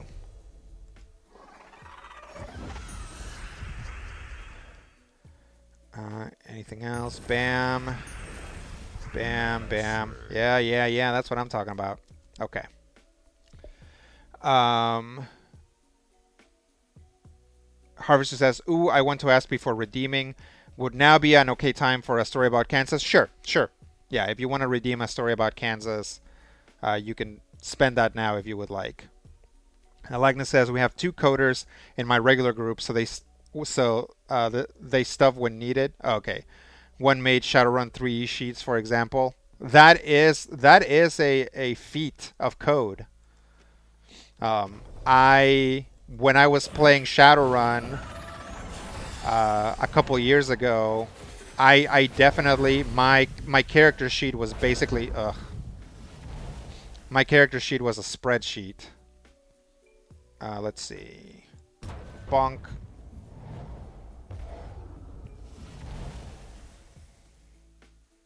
Okay, we've got a story about Kansas and alter headwear. So give me a moment while I'm gonna alter my headwear first.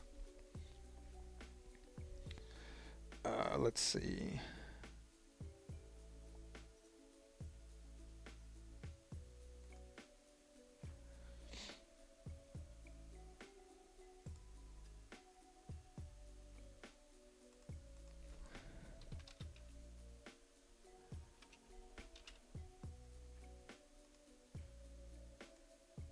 Okay,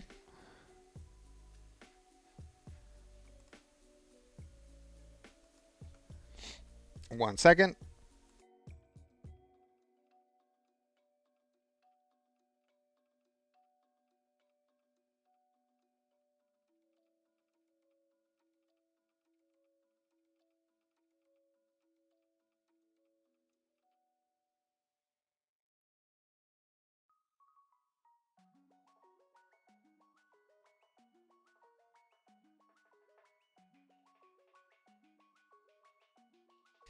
Okay, and yes, this is an animal from the Muppets hat. Let's see. Um, Legna says, but we're also quite allergic to too much automatic stuff. The browser side of Roll20 will mess that up. Yeah, it really will. Okay, let's talk about. Um, I guess I can tell you the story of how I got involved with major spoilers. If you listen to the shows, or if you've been listening to the shows for a long time, you already know the story. Um, but um, when I I was working in Kansas for PBS, right? That's that job that took me up and down the state over and over again. And one of the things that PBS did, or that station did, is it worked on shows with the local university. A lot of PBS stations like belong to the university, or rather, the university stations have that PBS branding. Um, but we weren't tied to the university, but we still did stuff with them because they were a great resource. Obviously, universities are, and a good place to find volunteers and everything. At the time, if you've been paying attention to these stories, I was working with this guy, or my general manager was this guy who was really terrible. Um, he's the guy who kind of slapped me once. That's a different story. That's in another stream. Also, that story is probably not gonna end up. It's not gonna end up on YouTube as its own clip. But you'll have to go and find like the full stream where I tell that story if you haven't heard it. But long before that guy ever slapped me, um, he was still a very annoying person.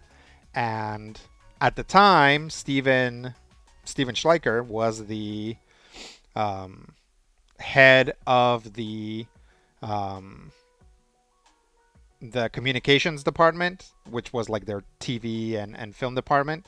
I don't know if communications is what it was called, um, but so Steven, what happened was, me.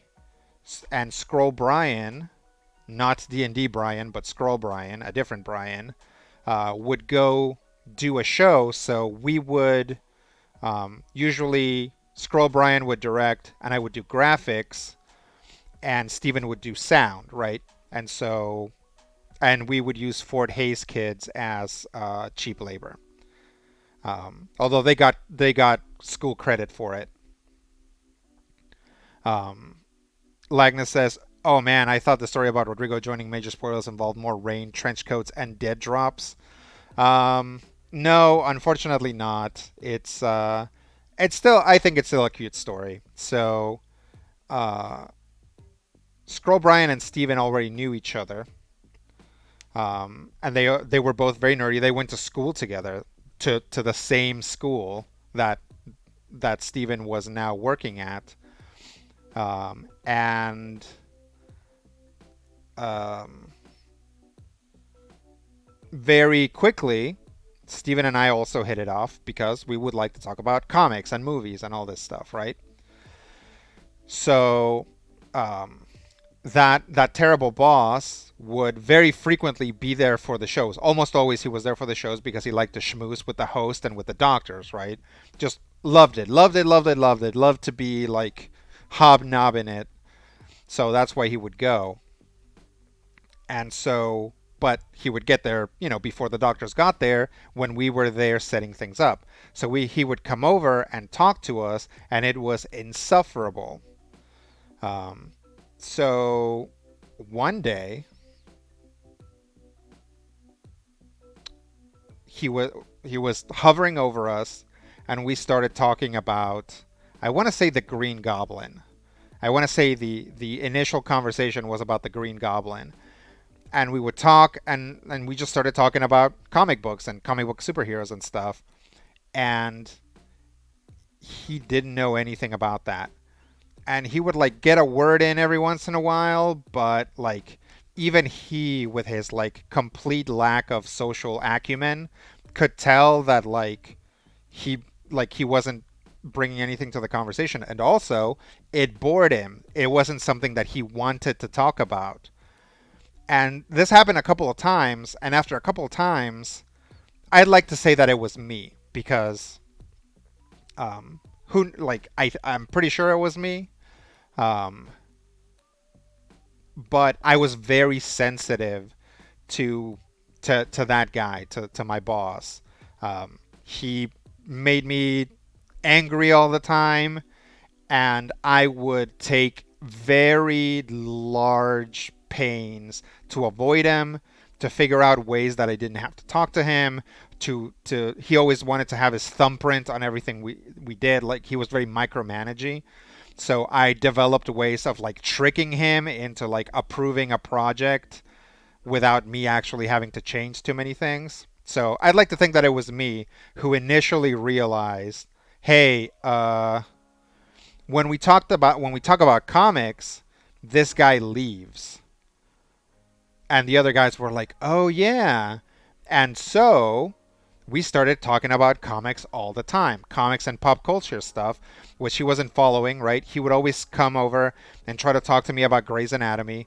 And I'd be like, dude, I'm not watching Grey's Anatomy. Like I'd be like, okay, okay, but I don't know who these characters are.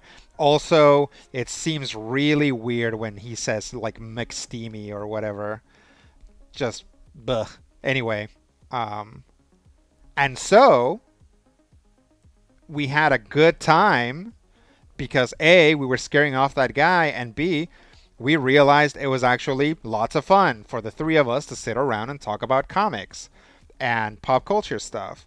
And so Steven was like, we're going to start a podcast. And here's the thing. Um, Obviously, a lot of my life has been greatly improved by Major Spoilers. I enjoy being part of Major Spoilers. Critical Hit is basically my magnum opus. It's the largest, most long running project I have ever worked on, and I'm very appreciative to Major Spoilers and to Steven for basically letting me do whatever I want. Uh, on that day, when I was like, yeah, sure, let's start a podcast, whatever, I had recently graduated from college and had dealt with mostly flakes, right? It's like all of my classmates that were ever like, let's start a project, had at some point flaked on me or seemed glad for me to flake on them, right? We would start a project and we'd be like, this is hard, and then we'd stop. So I was like, okay, this guy, we're going to record a couple episodes, and then he's going to be like, this is hard, we're not going to do it, right?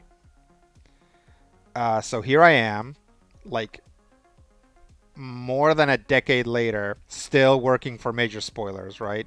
It was fateful. It was like, I mean, it was a momentous occasion in definitely Steven and my lives, because even if you don't talk about my influence on Major Spoilers, it's where the MSP started, and the MSP is where all of our other podcasts have spawned from, right?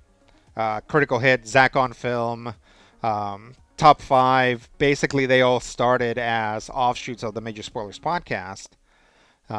Eventually, Scroll Brian couldn't make it anymore, so that's when Steven tracked down Matthew and invited him to be part of the show. Um, so yeah, it probably is a little bit anticlimactic. There wasn't any like rooftop fights or anything like that. Nobody drove a car over a ramp and crossed any ravines or anything. Um, but I think it's funny that at its core, from the beginning, the Major Spoilers was this defense mechanism to annoy my boss. And it's one of those things where it's like you just never know. You never know where something's gonna take you. You never know when like you trying to just like spend some time not being like victimized by your boss's lack of like human interaction and stupidity and micromanaging can actually become something else, and something good and something interesting and something that is worthwhile, even after all these years. So that is the story of how I joined Major Spoilers and how the Major Spoilers podcast started. If you talk to Steven, there might be a slightly different version. If you talk to Matthew, the version will be very different because, like I said, Matthew wasn't there originally. Matthew likes to say that he's the Captain America of the Major Spoilers podcast because, yeah, it was like me and Steven who are probably like Thor and the Wasp. Um, Me being the Wasp, of course. Matthew always casts me as a girl, which I think is fine. I think like it's like he always says I'm the Saturn girl of the group too. Um, but yeah, so in Matthew's eyes, he's the Captain America of the Major Spoilers podcast. He came in several issues later and just revitalized the whole thing, right? So I was like, all right, Matthew, that's fine, sure. So yeah, that's the story. Harvester says Orm's intern treatment came about honestly. Sure.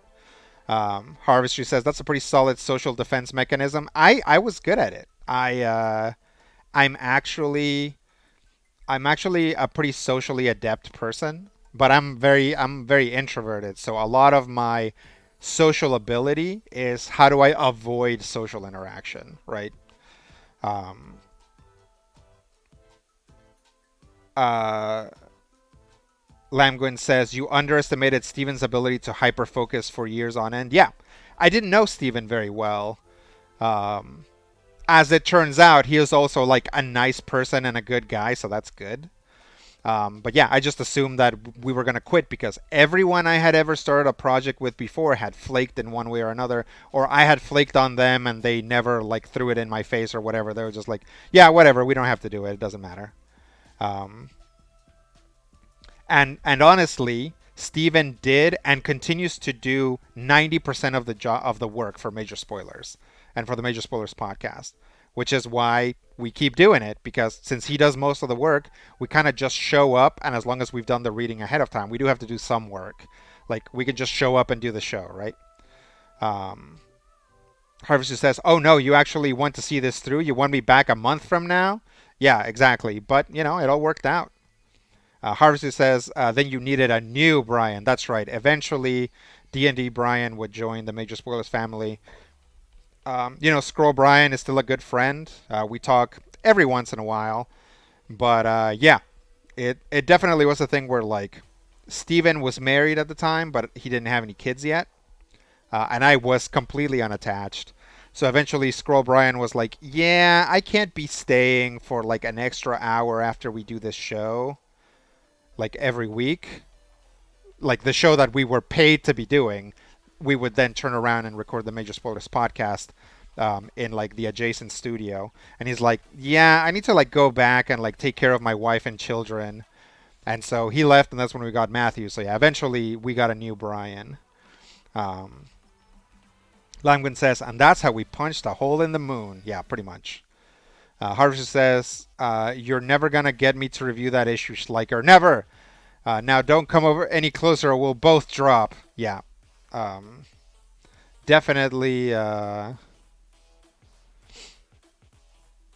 definitely, obviously have had a lot of good times doing the Major Spoilers podcast and working for Major Spoilers.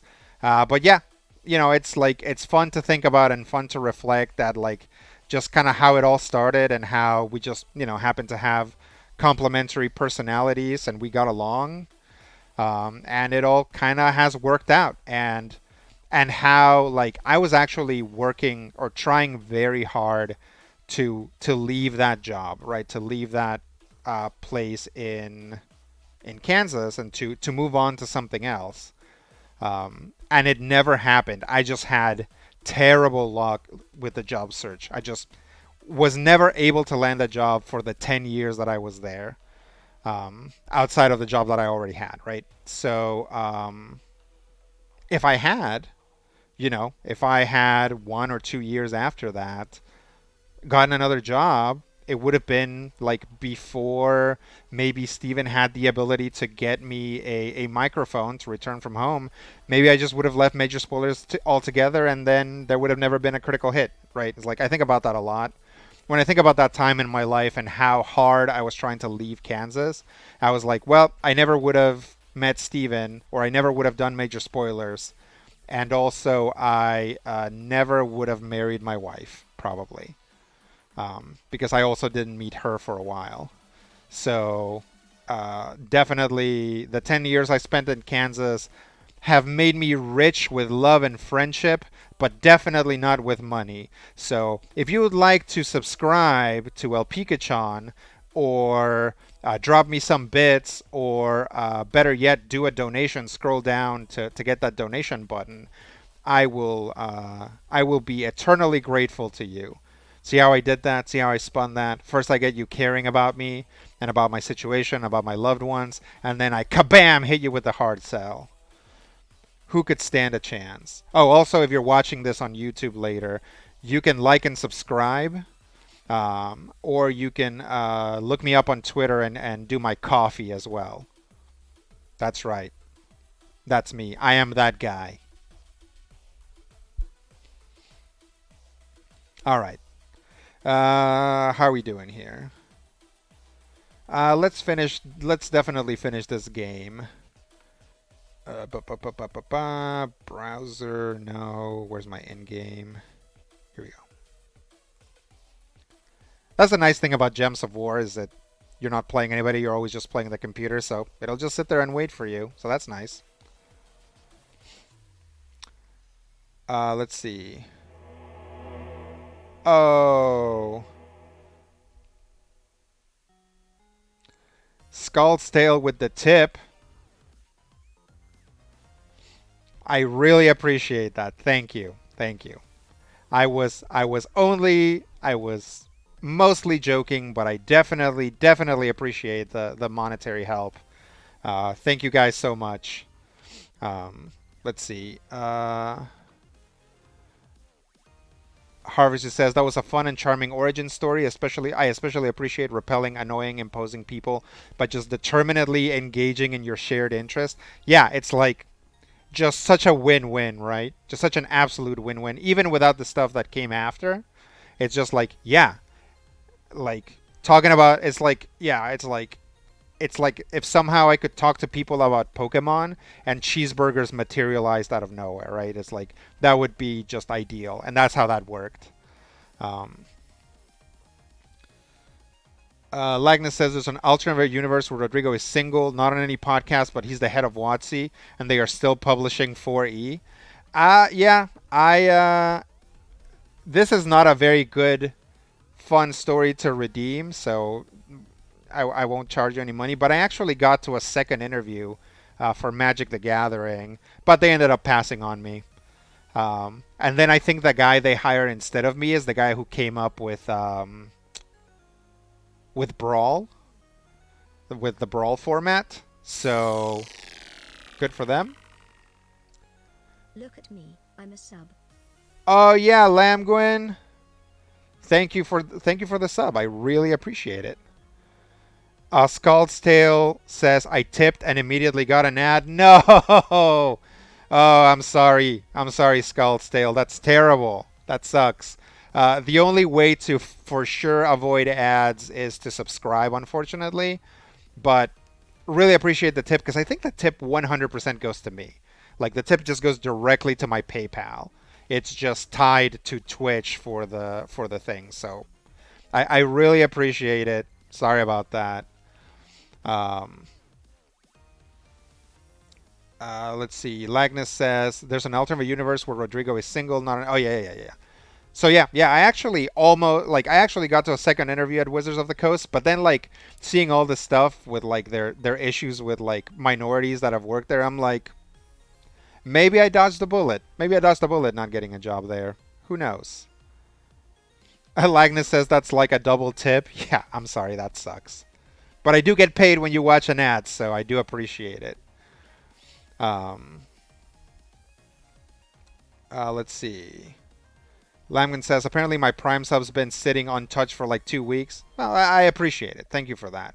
Harvester says, welcome in, Lamgwin, or welcome back. Skulta says, I also got a second interview with WotC. Yeah, we're around. All us guys who almost worked at WotC. There's plenty of us. All right, let me finish this. Yes.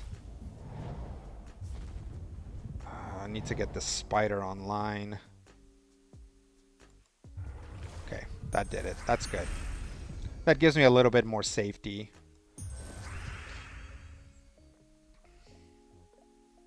Okay.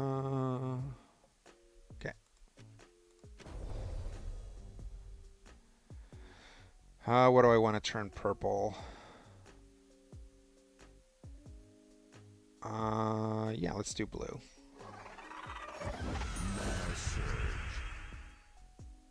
Yeah.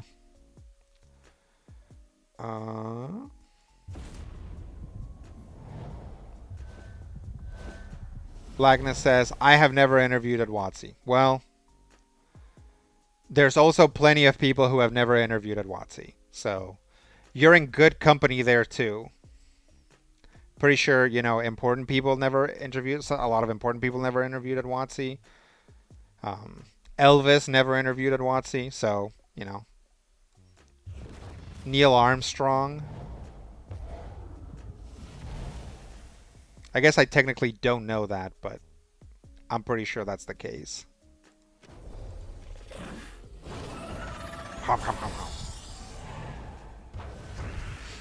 All right. This should do it. Bam.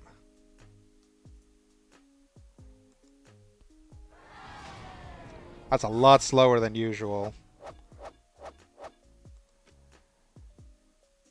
Oh, nice. The Forbidden Pools, we are here. There's no gold.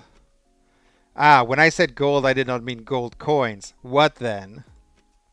I meant that what we would find is as valuable as gold. Okay. Oh, Gems of War protagonist. You're such a cinnamon roll. Come, let us explore. I will show you. You go first. Sigh. Oh, Gems of War protagonist. All right, let's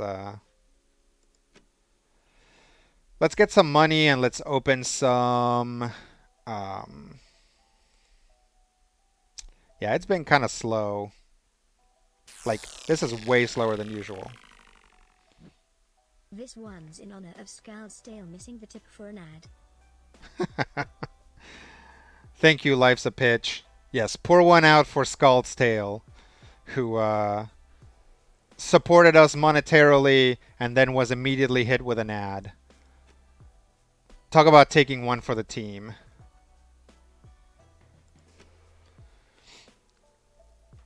Uh, Lagnus says, if you do interview at WotC again, remember to scrub quote 13 from there, and probably anything negative you said during Void Saga or in the Major Spoiler Show.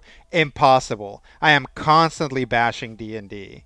Like, I would have to like delete all of my Twitter to find every time that I've been mean to Dungeons and Dragons. Because here's the thing. I like Dungeons and Dragons, right? I've played it, obviously, ran it for a very long time, enjoy it. It has lots of problems, and I think that we should address those problems, right? So I don't think I'm ever going to be hired to work on D&D. I almost got hired for Magic, but I think at this point I'm also never going to get hired for Magic because I'm not really applying to anything that's coming out of WotC nowadays. I am now pretty much past my I want to work at Wizards of the Coast phase, and mostly thinking like I would like to start publishing my own games at some point. So also when you support me monetarily, that allows me a little bit more leeway to hopefully eventually start putting out my own gaming content. Not this content, but like you know RPGs and stuff. Let's open some chests. Harvester says the problem with D&D is that it's stupid and I can fix it. Yeah, that's true. That's very true. Lamgwin says Dungeons and Dragons deserves to be cyberbullied. Yeah, definitely, especially by minorities. Life's a Pitch says I feel like some of Rodrigo's most viral tweets are the threads where he bigs up 4E. It's probably not central to their design philosophy currently. That's true. Usually, yeah, a lot of my tweets that like most of the tweets that I have that have gone slightly viral because they never like really explode are either bashing D&D or talking about fourth edition. So yeah, definitely. You can tell that the majority of my followers are like role playing game people because those are the ones that get shared a lot. Like when I'm sitting there talking about Gems of War or whatever, people are like, I don't know what that is, so it doesn't get shared. But when it's D&D, it like travels a lot farther. All right, we got a Dragonian monk. That guy's cool. Destroy gems in an X shape. Barrier a random ally for every yellow gem destroyed. That seems both cool and annoying. And we also got a Vine Martin, which isn't new to us, but it's cute. Destroy a column. Deal 6 damage to the last enemy, boosted by brown gems destroyed. That makes sense.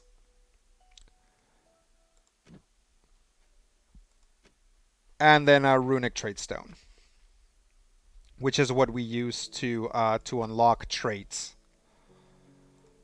Okay. And then we've got an event key. So we'll open that. Ooh, Sibyl of Lust. It's a Sin of Mirage. I've got a deck that has, I keep calling them decks, but I have a team that has a prominent Sin of Mirage thing. So I might show it to you guys next time we do this. Dark Fire, explode 1 purple gem boosted by demon allies. And all the gems surrounded it. Skulls deal. How is that? How is exploding a gem boosted? Does it explode more gems? I don't know. All right, we have 15 glory keys. So let's open 15 of those chests. What do we get? Storm Knight. That guy's cool. Bastite Priestess. Corrupt Magus. Goblet. That's a play on Smurfette. Oh yeah, I should point out that all of these also have flavor text. Like here's like the flavor text for this one is green girls are mean girls. Um, like Hound of the Yaogwai is pets, the only member of the family you like. Although this is a pretty scary looking pet. Let's see. Uh, Lagna says, Watsy, do you have any social media presence? Rodrigo, nope, never heard of it. All Lodat Rodrigo is what they call me. Yep, definitely. Harvestry says, Watsy would sooner hire somebody who bashes D&D than somebody who speaks positively of D&D 4E. Yeah, I mean, probably not, actually. I mean, I think both of those are about on par. Um, Lamgun says, I followed a few people on Twitter because you've interacted with them talking about elf games. Yeah, sure. Harvester says, they got to protect the brand rather than publicly suggest acknowledgement of 4E's positive contributions to the franchise. Yeah, socially, very much 4th edition is like a pariah. So, WotC is not in any hurry to try to clean up 4th edition's image. I think in the way that they've reprinted um, 1st and 2nd edition books, or at least like 1st and advanced books. I think someday they'll reprint 4th edition books many years from now when like everybody's ire about what a terrible game 4th edition supposedly was has like calmed down. Let's see, we got a Netherhound, Rhinax, Saber-Tooth Lion, and a Stargazer. And then some trait stones and some gold. Okay, now we got gold chests. These are the most common type of chests. So we got 168 keys, and these come from playing and from like daily rewards. Gemso War is a free-to-play game, so it's got microtransactions and stuff, and it's also got that thing where like if you keep showing up day after day after day, they give you progressively larger rewards for each day of the month. So you end up with a lot of keys through playing and stuff, which is nice because keys are how you get new cards. Anyway, let's skip that animation. That'll appear 168 times. 1 second.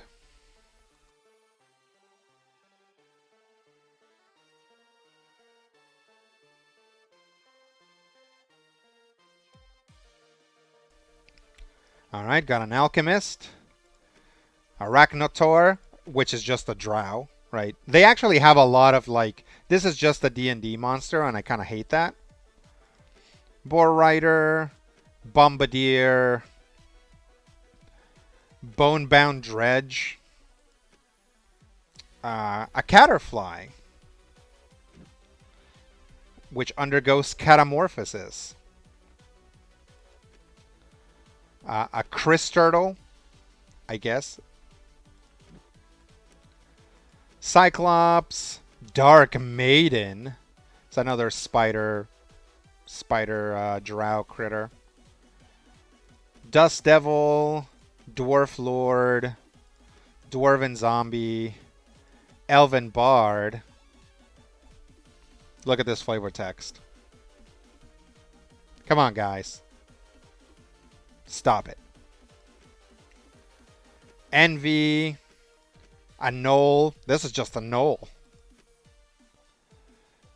Greed, Kuotani, Lion Prince, a knight riding a giant lion. Your argument is invalid. That's cute. Marsh Strangler, Little Marsh of Horrors. Mist Stalker, another Netherhound, an Owl Bear. That can't be legal. Siren, this is the chick that we kept facing. Soldier of Wrath. Yeah. Templar, Valkyrie. She's a one-way ticket to the biggest party ever. That's cute. Transform selected mana color to blue, gain 2 souls. I guess souls, that makes sense. A Winter Knight. Don't call him Harry. Harry Winter? Harry? I don't get that. If you guys get this reference of not calling him Harry, let me know. Arctic Fox. Bog Strider. Bombot. Bone Scorpion. Brownie. Centaur Scout. And some of these I got like multiples in one go.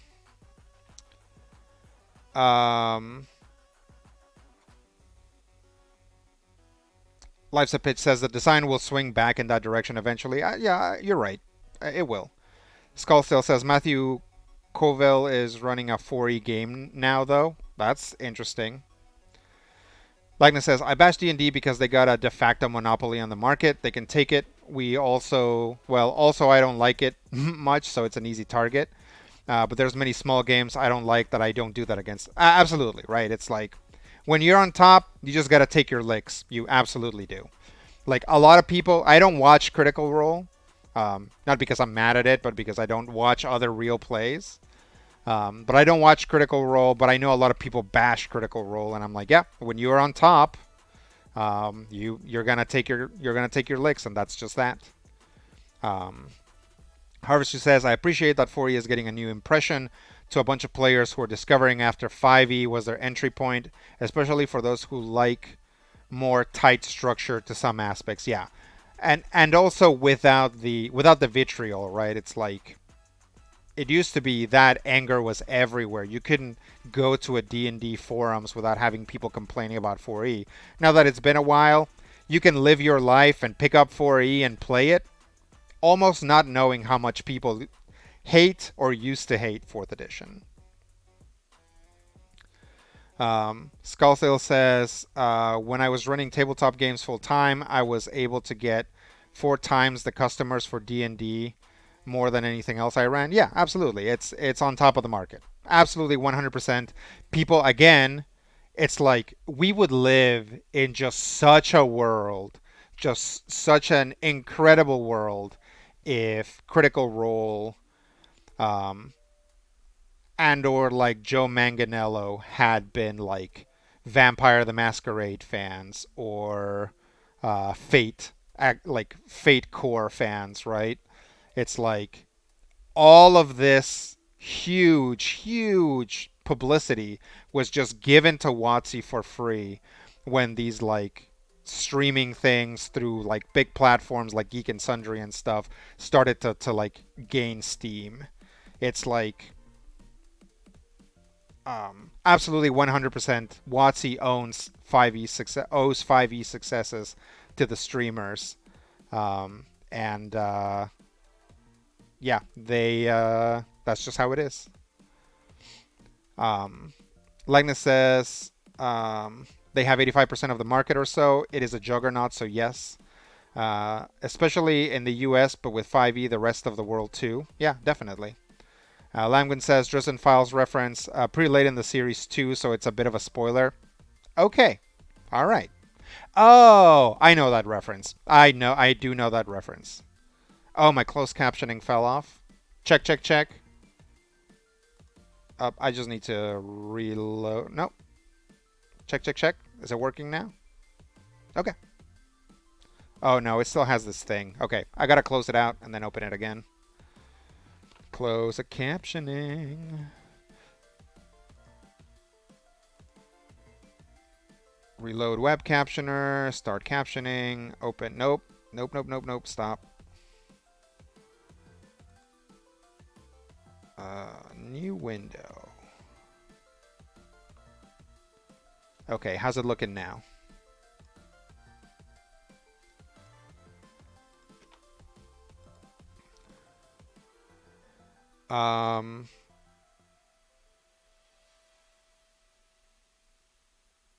Okay, yeah, Lamgwin, I get that reference. I understand what it's referencing. I thought it was a Harry Potter reference.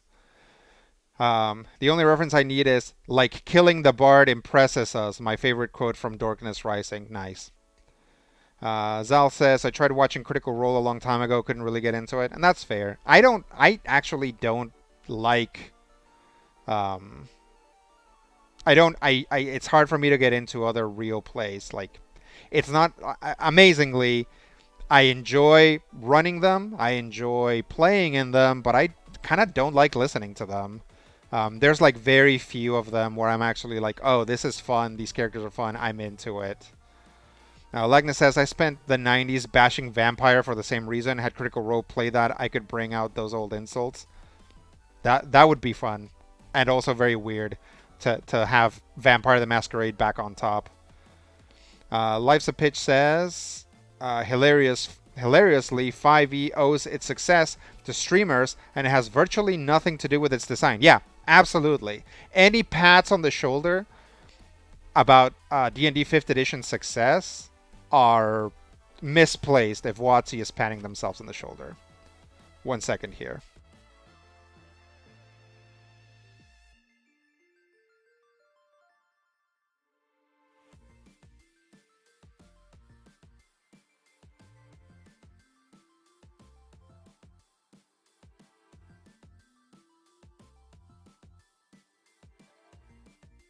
I guess I switched it to just chatting and then forgot to switch it back to the game. So we'll just chat.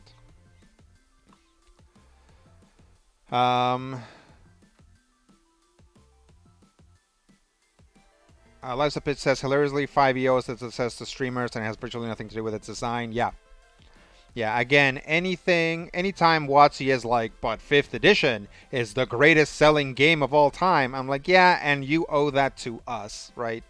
To the people that went out and were like, hey everybody, listen to our fun game.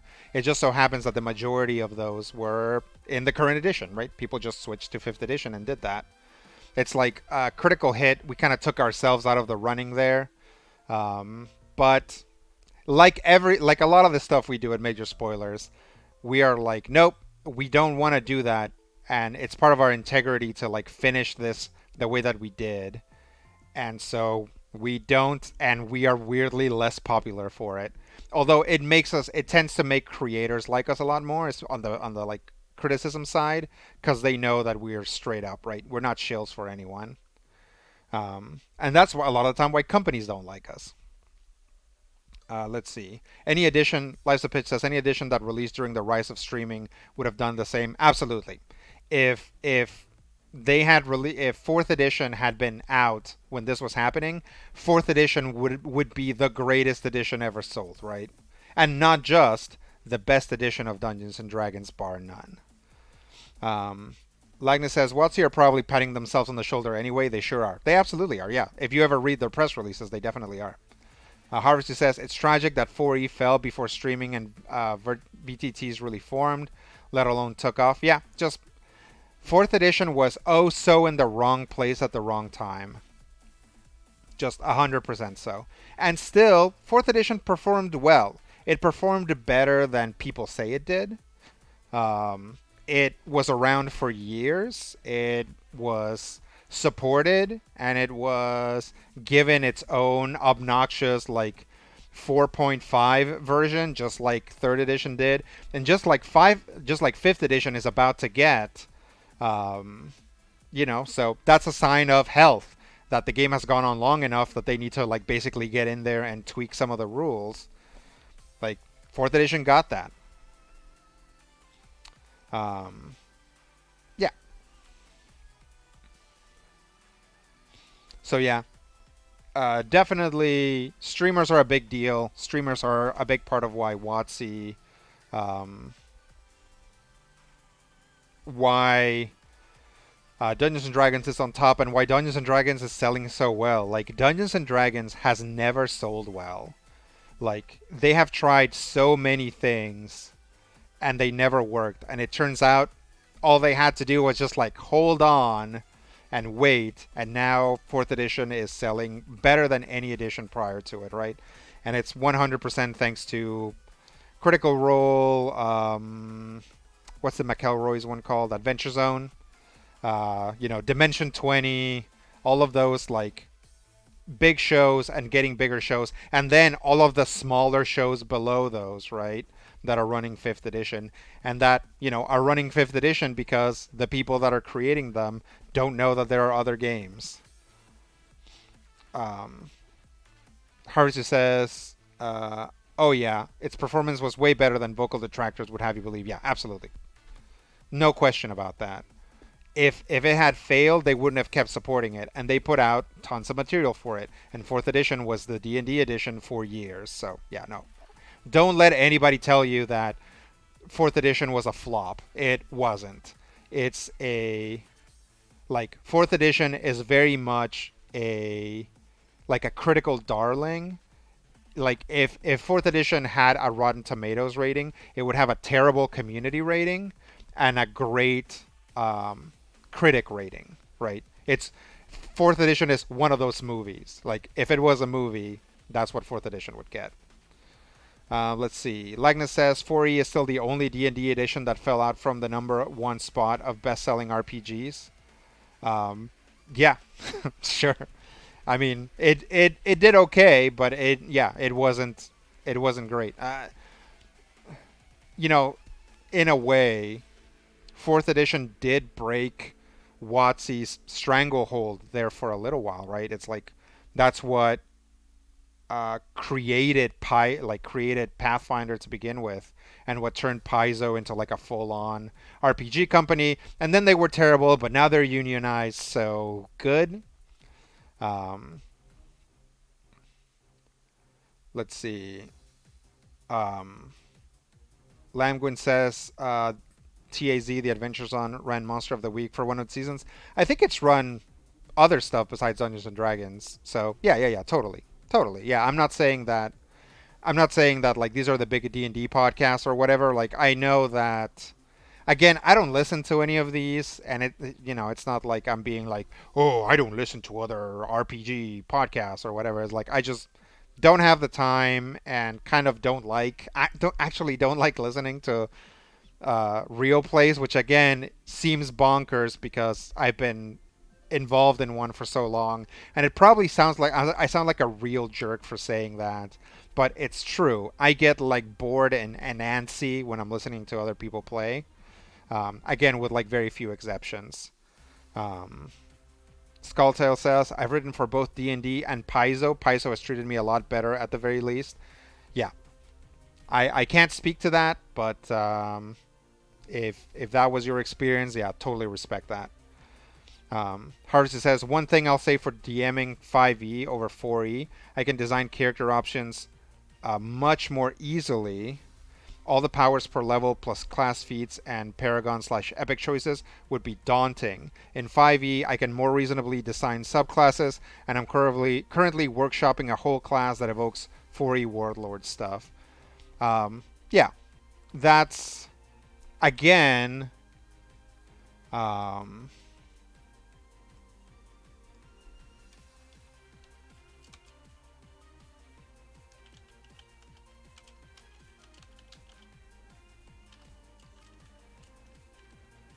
um, sorry.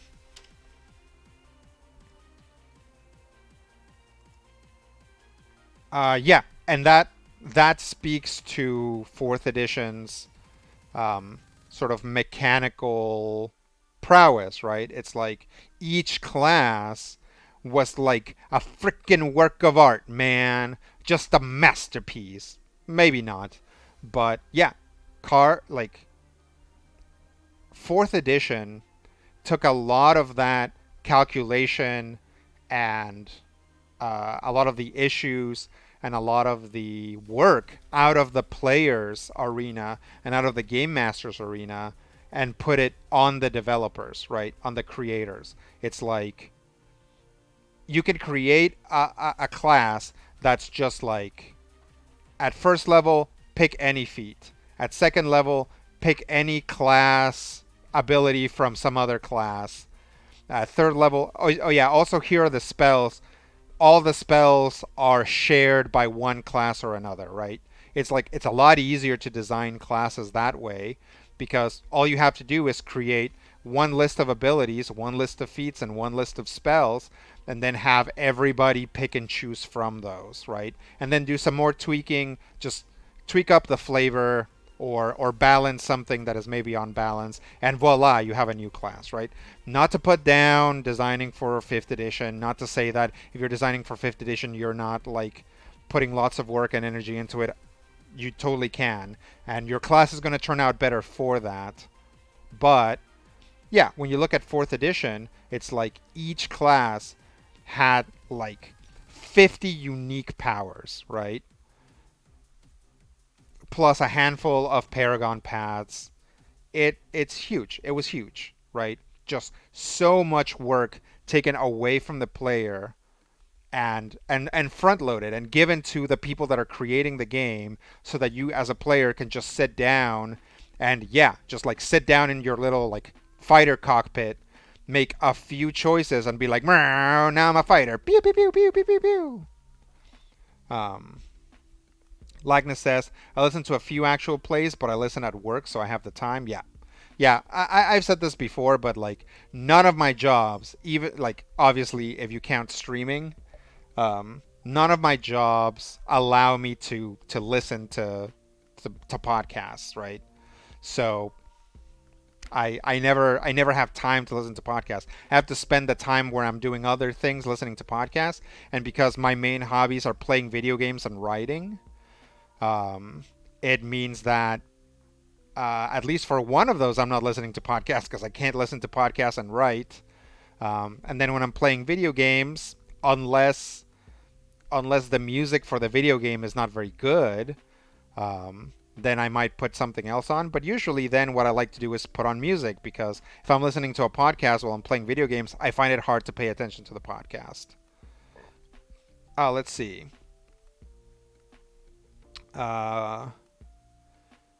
Harvester says, personally, it seems like the McElroys would have a much better time playing Powered by the Apocalypse games for the types of stories they want to tell, but listeners by number want to hear 5e. Yep, and that makes sense. And again, that's something we opted out of, right? It's like, it was a big decision. And again, like, I can't stress enough, like, what an absolute badass Steven Schleicher is, right?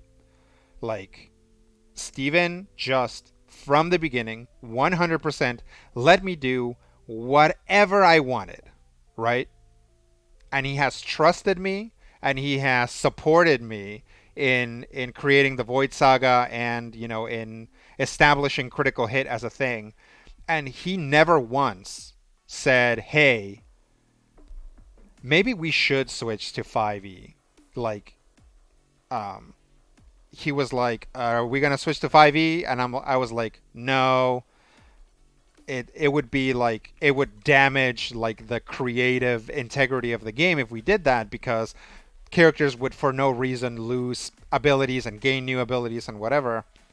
And he was like, okay. And that was that, right? It's like, what a guy. What a freaking guy. He knew what it meant for us to not switch to 5th edition in both ways, right? He knew that it meant maintaining our integrity and the integrity of the Void Saga story. And he knew that it meant passing up listeners, right? There are people that are like, oh, Critical Hit, I've heard about this. Listening to this, like, what the heck is this? Like, as soon as any stats started rolling out, is like, how come nobody's rolling with advantage? What's this? Opportunity attack instead of attack of... I don't remember what 5th edition calls them, but you know what I mean. Like, people were like, wait a minute, this isn't 5th edition. And I'm sure we've lost listeners because of that. And that's that. Let's see. Langwin says, counterpoint to that, in 4E, numbers get bigger. Numbers do get huge in 4E. You will never catch me saying that 4th edition is flawless. It definitely has a lot of flaws. And one of them is just how big the numbers get. Absolutely, 100%. If we're switching to poking holes in 4th edition, like, just how big hit point totals get is a huge problem, and a problem that you as a game master have to house rule to solve. The game was not play tested thoroughly in the upper echelons, and I as a game master had to tweak things so hard that my MO for the majority of critical hit was to take critters that were just in the books and reskin them for what I needed, right? I kind of famously became like a big reskinning monsters guy. And eventually I had to tweak their stats, and eventually I had to tweak the stats so much that I stopped, that I would just make my own monsters. Um, I would still look at the book for like abilities and things like that that would be flavorful or helpful. But yeah, after a while, uh, I just had to start making my own monsters because the monsters as written were too weak and had too many hit points. They were just like enormous turtles. Every monster was just an epic level turtle, right? So I was like, I do not want to deal with that. Um,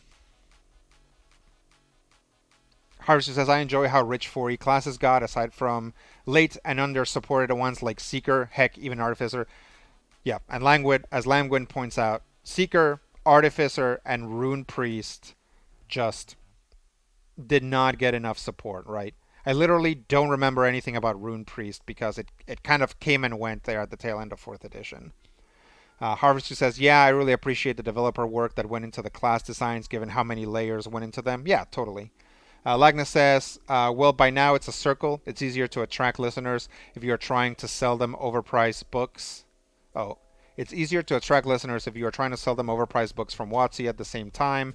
And that game is so known now because of people selling expensive books to their viewers. So if you come in with something odd like Numenera, you get the oddballs who also like to argue slash debate discuss RPGs instead of paying $250 for some box with plastic tokens using all the correct hashtags in a world where nothing is bad. Absolutely, right? It's like the people who like Critical Hit really like Critical Hit. And it's because, A, we've never kowtowed to anyone. We've always done our thing. We call it like we see it. We play a game. If there's stuff we don't like, we talk about it. If there's stuff we like, we talk about that too. Yeah, it's good times. Skull still says, heading to bed. See you next time. Thank you, Skull. Really appreciate it. Really appreciate the support. Thank you so much for coming by. Harvester says, Rune Priest would have been cool to get some more fleshing out. I pour one out for the variant monk I had in the works. There was going to be a deck-space psionic leader, but beyond concept, it was so daunting, I left it alone. Yeah, I don't know if you were going to do PowerPoints, but if you were going to do PowerPoints, then it's even more work. Lamgwin says, Rune Priest was written, as written, should have been a cleric variant. Absolutely agree. With support, it could have been an amazing thing on its own. Yeah. Harvester says, big ups to Steven. Yep, absolutely. I never get tired of singing Steven Schleicher's praises, except to his face because I don't want him to get that big a head. But yeah, actually, I do that too. I sometimes when we're like recording Critical Hit, I'm like, I'm like that like older brother that is like, I hope you guys appreciate how much work mom and dad are doing to keep us in school, right? I'm like that guy. I'm like, yeah, it's like, just so you guys know, editing a show takes a very long time, and Steven works very hard at it, and Steven is the only person who has ever put any money into Critical Hit, so we owe him a lot, right? And like, it's important that people know that. Life's a Pitch says, your approach to reskinning monsters is large proportion of my DM toolkit. Well, thanks. I'm glad it's true, or I'm glad that's the case. Like, it's once you crack it, it's an easy concept that will give you a lot of mileage, right? All you have to do is just find things that are close enough to the thing you want to do, right? It's like you can have like misfires if you're like, oh, this is a giant fire slinger, and you're trying to, or this is like yeah, it's like a giant robot flamethrower, and it's like an ice giant that is meant to be like very defensive and makes like sheets of ice to block things. It's like, well, then you can't, like, if you reskin it that way, it's not going to make sense. But as long as you're hewing anywhere close to it, then you're fine. Reskinning stuff is like so easy and so helpful, right? Harvester says, "Oh, for sure. There's a lot of discourse about WotC barely playtesting 5e from level 17 through 20. Would not surprise me in the least if 4e had little actual testing from levels 22 onward. Yeah, and there's almost no monsters at epic level. Like there aren't in like maybe there are barely enough monsters, but there almost aren't enough monsters to have enough unique encounters at epic level in 4th edition to level all the way up to 30. Like there just actually aren't enough monsters. Let's see. Oh, that's it. We got to the end of the thing. Okay, cool. Let's see. What time is it? We're about to... We'll keep going till we hit the top of the hour, I guess. Oh! I know what we can talk about. I don't know if you guys saw on Twitter, but I created the very first meme for... Oh, my friend just sent me... Oh, I think he was watching. Front Mission Remake thing. He was probably watching the stream. Where's my thing? Nope, profile. I created the very first meme for El Pikachu.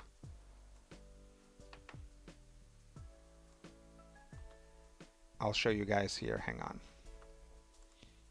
Some of you might have already seen that on Twitter. This might break my captions. Yep. That's okay.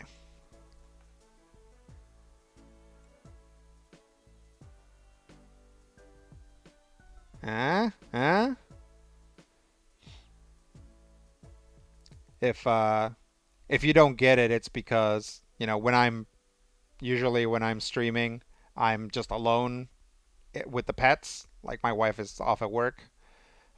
So when Pavlov needs to go, it's time to go, right? He's an old dog. He wakes up and he's got to go to the bathroom, and we have to take him. So I'll pause the stream and run an ad. So there you go. This is the very first El Pikachu meme. Maybe it's a little sad that I did it myself, but I also didn't want to put it on anybody else. So there you go. Now you guys, and you guys feel free to use this format or this image to make more memes, either for this channel or for another channel or for whatever else you want.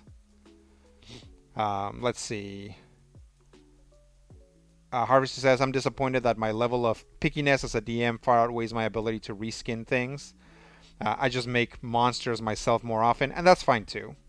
Or edit onto existing stuff to do what I'm looking for. Yeah, the good thing about reskinning is that it allows you to hit the ground running at a much lower level of like system expertise, right? Assuming that the monsters in the game are balanced, right? Real easy to do with 4th edition. From what I hear, incredibly hard in 5th edition, right? 4th edition, like very easy to put together an encounter that's not going to overwhelm the players. 5th edition, very difficult to not have a boom or a bust, right? So as long as the game works, reskinning gets you going faster. If you want to put the time to make your own monsters, absolutely, 100% do that, because it's going to provide a much more, it's going to provide a really unique experience for your players. Harvester says, for later on, I left a link to that Foundry user module for better hexes in the MSP Discord for RPGs. Okay. Harvester says, that is grand. Oh, yeah. Yeah, I like it.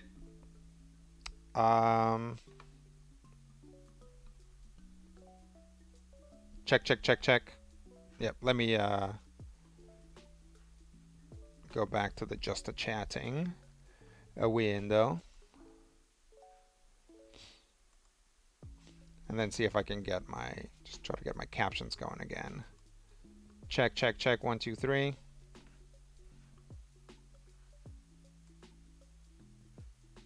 Oh, that's why. Where'd it go? Blip. There we go. Check 1, 2, 3. Okay. Yeah, the funny thing about Web Captioner is that it it uses my mic but doesn't use it. It's not in the same loop as everything else. So if I mute myself, the captions will keep going. So I guess you got that. It's like if I ever, whenever I do that thing where I like, you can actually read the closed captioning, right? But the problem with that is that half the time I'm talking about like weird fantasy or sci-fi stuff, so the captions are wrong. So you got that going. Let's see. Harvester says, I found the Angry GM's articles on 5e monster design provided a much clearer understanding of the process than the 5e DMG lays out, and have had a good run of making monsters for it since. Lightning says, why is he angry? And Harvester says, Angry's particular idiom is a lot, though, and I don't recommend his stuff highly because it can be really obnoxious and excessive, but their monster making 101 is solid. Okay. Um, did I run out of music? Yes, keep listening. Thank you.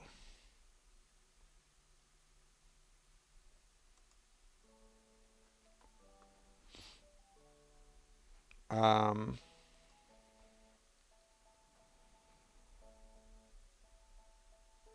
run 5e DMG. Yeah, so there's this there's this concept in in game design, right?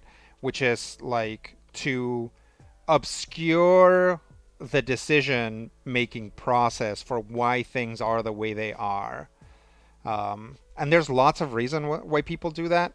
The number one reason is because it takes work and effort to convey things to the players and whoever's running it. And this applies to video games as well, right? But more and more because games are becoming more transparent, it's harder to keep hidden information, or for you as a designer to not convey that to the players. But D&D is very much, again, because nobody demands anything of D&D. It's very much still enshrined in that idea of not teaching the game master, not teaching the players why things are the way they are in the game, what they're trying to get you to do, right? It's like they kind of want you to play without thinking about it. Like you're playing a ranger and you get to take 2 attacks, and that feels really fun and really powerful, right? But why? Why does it feel strong and powerful? How is the ranger balanced against other things? And is the ranger balanced against other things? Uh, I've heard people say that the Ranger in 5th edition is not very good, but it was in 4th edition. It was very strong. 5th edition, the first time where like, definitely the first time since 3rd edition where Rangers and fighters were good, right? Um, so, yeah, most places will keep this information hidden for lots of weird reasons, and the main one being like kind of, again, the main one being that it takes effort and time and money to convey these things to people, but also kind of this twin problem of actually the designers are just making it up as they go, for one, and two, the designers don't want to be judged for their decisions, right? They don't want people to be like, if what you're trying to do is X, you're doing it wrong. What you should do is this instead. We talk about that a lot with like gameplay loops and stuff like that, right? It's like a lot of people are like, whatever the game gives you XP for, that's what the game is about, right? So if a game gives you XP for fighting and not for talking, then it's a game about fighting. And I don't subscribe to that because I think that games can screw that up. They can try and give you XP for stuff, but then not be very good at it or not reward things very well. Um, Definitely, what a game is written for is what the game is about, right? So when you look at D&D, 90% of feats and spells and class features are about combat. D&D is 100% about combat, right? It's got stuff that triggers on other stuff, and that's fine. You can talk too, but D&D is a game about combat. And anybody who says it isn't doesn't actually understand it, right? Like, anybody who says it isn't is ignoring 90% of the PHB and also 100% of the monster manual, right? So you just have that. So it's like, again, keeping that information hidden is something that a lot of places do and a lot of designers do. Again, in video games, that's becoming less and less of a thing because, especially if the game is competitive, players demand to have that information. And you can see, like, Magic the Gathering has actually flipped that. Magic the Gathering is constantly talking about their process. There's a weekly article from Mark Rosewater about what they were thinking, right? And people are constantly writing on Magic the Gathering's website about why they decided to do X, Y, or Z. They show you their playtest documents, right? They just put them on there and comment on them. So it's like, it's huge. And the reason why that's good is not just that the players understand what the developer intent was and that the players understand, like, and why that gives you insight into how the game is played and makes you a better player, but also, unlike everyone else, Magic the Gathering is actively training the next generation of Magic the Gathering designers, right? If you go to magicthegathering.com or whatever the actual website is, um, I still go to Daily MTG and then I get transported to the actual website because I'm old and we used to check Daily MTG. All of those articles are actually training you to be a Magic the Gathering designer. And when you get, fresh-faced new designers in, these are people that are either coming in through the ranks of competitive play or people that have some sort of way of impressing on R&D that they've read the material and they are, good enough designers. 100%, like, you can't show up at WotC anymore to be a designer and not know, like, basic design principles of Magic the Gathering. Like, you already have to be kind of a Magic designer for Magic to hire you because they've upped that level of design or of communication to the point where, like, all the material is there. All you have to do is read it. Now, let's see. Likeness says, I like to think of them as funny captions these days instead of wrong captions. Yeah, that's cute. Harvester says, interpretive captioning. It's more of an art than a science. I mean, yeah, I don't know if it's like me mumbling or what the deal is, but yeah, sometimes they're just not very correct. Langwin says, I choose to believe that the captioning can read Rodrigo's lips. Yeah, that might be it. That's also why it's probably wrong, because my lips get covered by my mustache a lot. Lagna says 5e is the best system ever. They said that? Oh no. Harvester says, oh, for sure. That obscuring of the whys behind the design is infuriating to me in particular, because if it's presented as just arbitrary, and because it is, I can do nothing with that info. Tell me why. Yeah, I agree. And some of us have spent enough time playing role-playing games that we can look at it and be like, this is what they're trying to do. They're trying to get X, Y, or Z result, and either it's working or it's not, right? But yeah, not knowing ahead of time, it's just more work for you to try to figure it out. Lagna says, considering how wildly different the damage output is in 5e PHB classes, I don't think it was heavily tested or heavily adjusted on feedback. One of those. Yeah.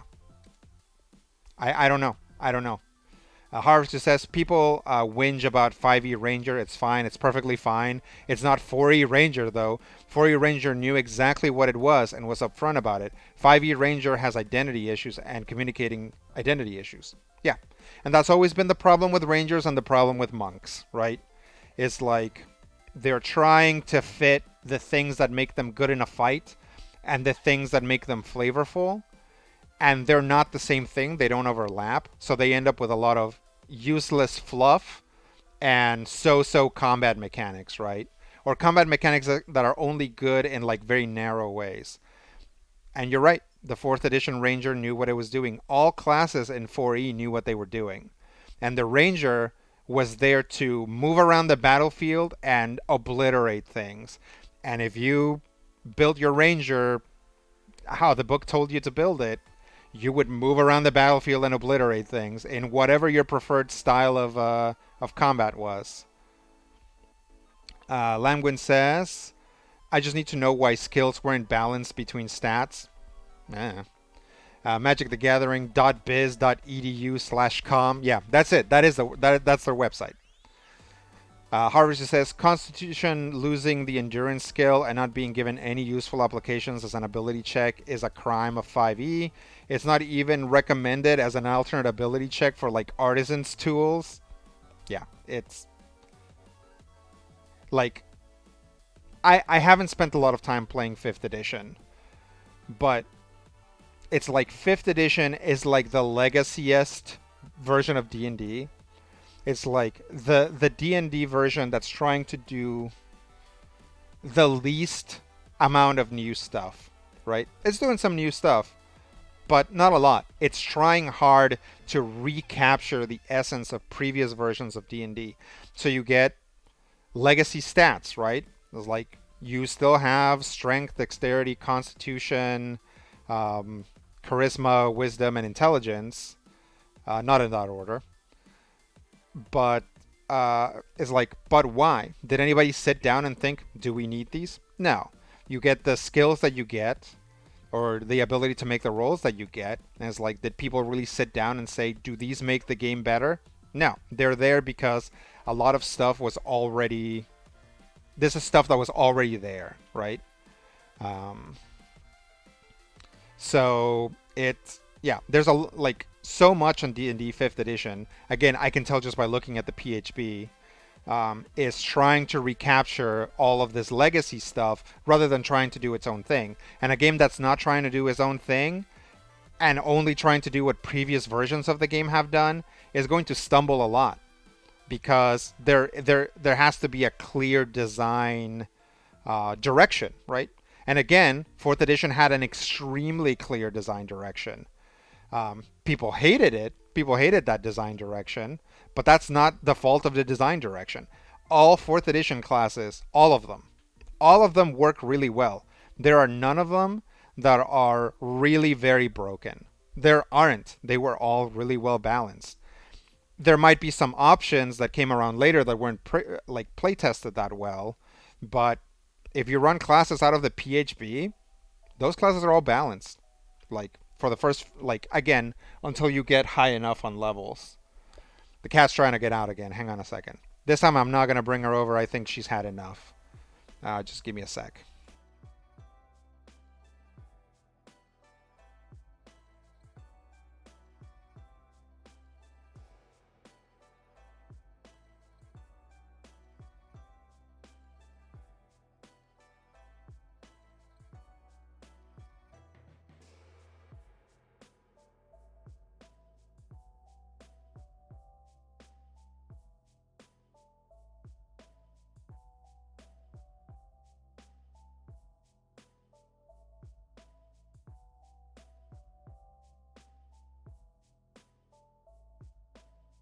All right, cat is now successfully outside of the bedroom. Where are we at?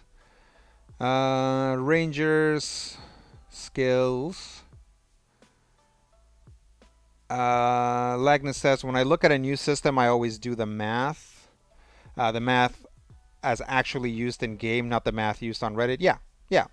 It's like, again, people who play D&D don't understand that like some games are actually work.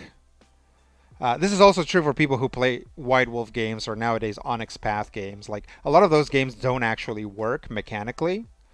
They just don't. They fall apart. There's like gaps in the systems, or some things are like have to be interpreted.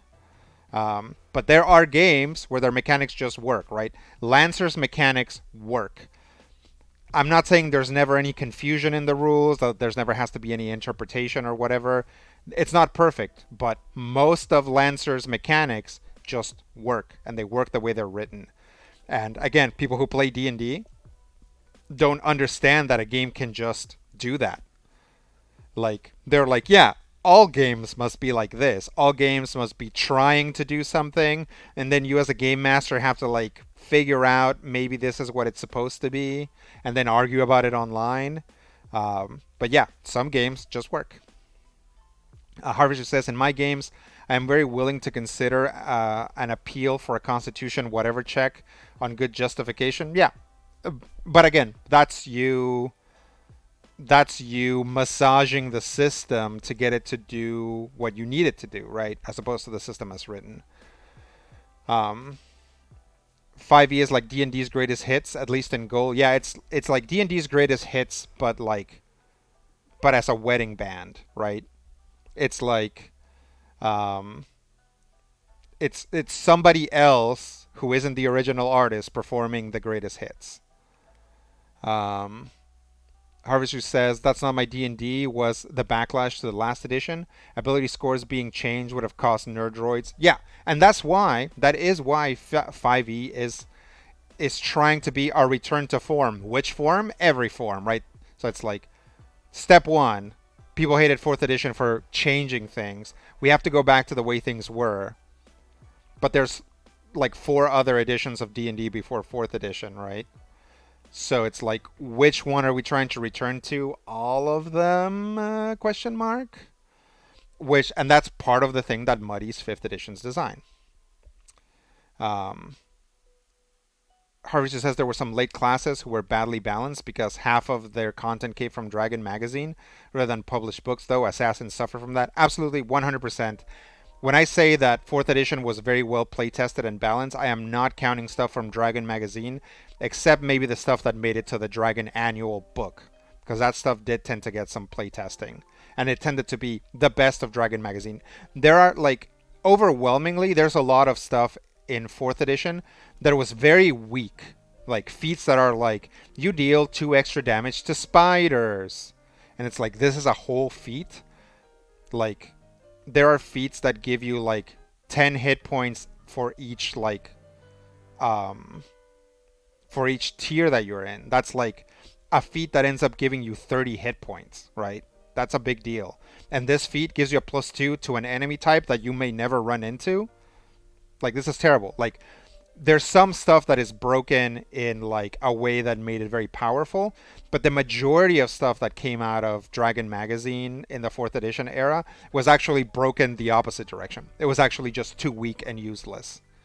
Lamgwin says, I think a lot of the least intuitive elements of 5e is trying to undo 4e as much as possible. Absolutely, 100%. Trying to just do not 4th edition. Remember how you guys hated that in 4th edition? Well, we've done something else.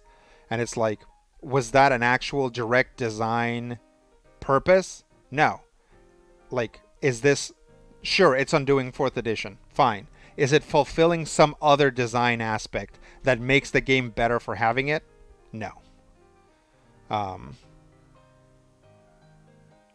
The Matthews on Reddit, thanks closed captioning, oof. Harvester says on Dragon Mag stuff though, I was surprised in the end of the Void Saga that Randus didn't have the crossbow caster feat to simplify gear stuff. Though I know it was a dragon feat and you had a lot of scrutiny on those bits. Yeah, but I would like my guarantee is like if you want something out of Dragon magazine, if you want anything out of the books, take it. If you want something out of Dragon magazine, show it to me. And then I will decide whether it's balanced or not. And right off the bat, the assistant was the severed hand out of Dragon magazine. Never made it into the books, I think, into the Dragon annuals, and we just kept running it out of Dragon magazine. I used stuff when I made like the second half, or the other half, what I prefer to call the Holy Rollers. Whenever I made those characters and those characters came back, I used feats from Dragon magazine. Some of them were good, but a lot of them were bad. And most of them were like bad, not like, oh, good at the game bad. Let's see. Harvester says, a lot of 5e is more about scrapping the 4e serial or scraping the 4e serial number off the useful mechanics they carried forward. Yeah, it's a lot of things, right? It's a lot of stuff. Like I've said before, Fourth edition is the first time the fighter was good, and so a lot of the 5e fighter is the 4e fighter, right? So yeah, it's like they were doing stuff from the past and they looked around and there wasn't a good fighter to copy. So they copied the best fighter ever, which is the 4th edition fighter. But I'm sure they would just say it's just the Book of Nine Swords fighter or classes. Harvey out of the code. Yeah, 5e is like D&D's greatest hits, but like a wedding band. Yeah. Um, Harvey says the Matthews on Reddit sounds ominous and threatening. Yeah, all it's like some form of Karen. But again, very prominently, I have a coworker named Matthew, right? So I don't want to start imagining what the Matthews on Reddit are. Unless it's just like a bunch of guys that are like talking about like Super Sentai and the monkeys. That would be fun if you're like, oh no, the Matthews on Reddit, and it's just like a bunch of nerds like talking about like stuff that Matthew likes, um, like putting weird stuff on hot dogs. Matthew has weird taste when it comes to food, or stuff that seems weird to me anyway. But whatever, I respect it. Eat what you like. Um, Zal says, I love the Holy Rollers. I did too. I learned a lot about 4th edition by creating the Holy Rollers. It's like you actually learn a lot by creating something and then giving it to someone else to play. Because it's like, even if you explain it, they might not play it the way you want it, and they might find stuff about it. You know, Dalin is basically, yeah, Dalin was a character that I created, and Rob figured out some hacks. I mean, literally, because you had to hack someone to teleport them to use Dalin in ways that I hadn't foreseen, right? So it's pretty cool. Sinjadilla says, good morning. Good morning. Harvester says, the hand familiar was great, and really I love that Brian did for reskinning it. Yeah, definitely. Lamgan says, I miss Gla more and more every day. That's fair. But, Critical Hit has big themes and then a lot of sub themes, right? And one of the sub themes is Rob has played the most characters in this game, so it was a given. I never once considered bringing Gla back. I was always going to give Rob a new character, although originally I had Rob and Matthew's characters switched. I was going to give Matthew the basically, I was going to make Matthew Orem's Padawan, instead of Rob. That clinking sound is me, like, clicking my Gem of War rewards. I should probably just close this game. Because it's just probably using up my connection and eating up hard drive. But yeah, originally I was going to give a drow character who was a ranger to Rob and a sword mage to Matthew, right? Because no two players or ever had their characters die at the same time, everybody kept their roles throughout the whole thing. Um, so, and that's also what allowed the Holy Rollers to come back, because the point of the Holy Rollers is like the first How the Other Half Lives was to see everybody play different roles so they could understand each other's roles. The point of the Holy Rollers was for you to see your own role in a different class, right? Something that really only 4th edition really allows you to do. Again, people see that restriction of roles and they're like, this is restrictive. But actually, if you're any freaking good at things, you'll just figure out a way to turn that into a positive, right? And there were ways, right? It's like everybody enjoyed the Holy Rollers, and guess what? The players were already ready to work with them because they knew what their roles were supposed to do. Anyway, because of that allowed me to bring back the Holy Rollers and keep everybody there, and also switch people out as things happen, right? It was a lot of fun, and it's something that, I've never seen anybody else do, and I don't think anybody else ever did, so that was cool. But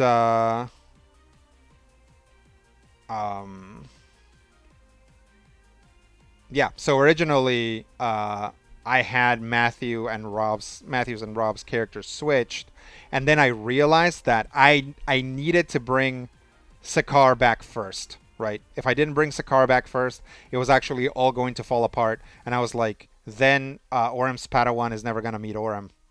So I had to switch them. So I gave a Drow fighter to Matthew, and I gave the Padawan to Rob. Because otherwise, in order for things to work the way I wanted them to, they would have never met. Um, Zal says Gly is among my favorite things in the whole series. Yep, Gly was a lot of fun. Rob had a lot of fun with that character. Sometimes I feel that like Ket stressed Rob out. Like Ket was kind of a fretter, like he would fret a lot. Um, so I think Rob really appreciating like turning his brain off to play Gla. Harushi says Holy Rollers were fun. Harushi says like, oh, I interpret it as a collective of our guy Matthew. Harushi says I love that running bit of Rob's characters. Yeah, Rob just has the most characters. Harvester says Rodrigo said we're taking divine power classes out of the Void Vault for a limited time. That's right. Um, well, that's what they were doing, right? Again, when you're creating your games, not to say that you have to do this stuff the way that I do it, but sometimes, they tell you this with like characters. It's like, look at what your character's good at and look at what your character's bad at. And sometimes you can draw as much roleplay inspiration from what you're bad at than from what you're good at. Um, as a game master, you can see, look at what my players pitched, right, for their characters, and definitely write stuff that fits in with those characters, but also write stuff about or look at what the characters didn't pitch and figure out a way to make that absence felt or to justify it or to play with it, right?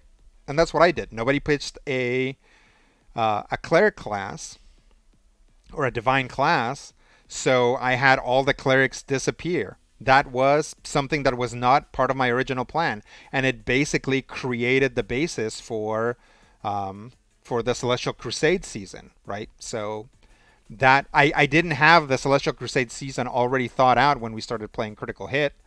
I figure I was like, nobody pitched me a cleric, so all the clerics have disappeared. And then since I said that, from here on out, here's something that's happening. Um, Hershey says, no, the way it shook down that none of your original PCs were divine and that you made that a thing in the plot and setting was absolutely solid, 10 out of 10 resourcefulness. Yeah, thank you for saying that. Yeah, again, look at what your characters are pitching or what your players are pitching and look at what they're not pitching and do something with that. A great example is that you guys can't see because it's a private game is my Exalted game. Exalted 3rd edition has 27 abilities. And those 27 abilities completely define what can be done in the system, right? Unlike something like Numenera, who's like, you can always attempt things, like all things that people can do are encapsulated into those 27 abilities. So, players gave me characters that had certain abilities, but there are some gaps in the group's abilities. And sometimes I just nail the players super hard because they don't have that, right? And it's not me saying you should have thought of that and had some of this ability. It's me just putting the characters at a tilt, right? It's like, okay, what you have to do now is copy this information really fast. And they're like, all right, how do I do that? It's like, how much time do I have? A few hours. It's like, okay, with my like intelligence 4, linguistics 1, how long will it take me to do this? 4 days. And they're like, how can I do it faster? It's like, you can do it faster by having a charm that says you can do it faster, which you don't, so you can't do this. You can't actually accomplish this faster. What are you going to do? And, maybe the players steal the book, or maybe the players buy the book, or endebt themselves to be able to have this book. in some way because nobody took a linguistics charm, right? I did do that in the game, and eventually people, because we've been running for so long, now some of the players have taken linguistics charms because I've shown them that even though linguistics is a weird ability that you don't always use, when you need it, you need it. Harvester says, it's a bold move. Hey, cool guys. Or hey, cool guys. I hope you're not hankering to play a cleric or avenger if your characters die because the bus is rolling. I mean, that's true, right? That is true. But I think that, yeah, yeah, definitely. I'm like, okay, I've already made this decision. Although, here's a secret.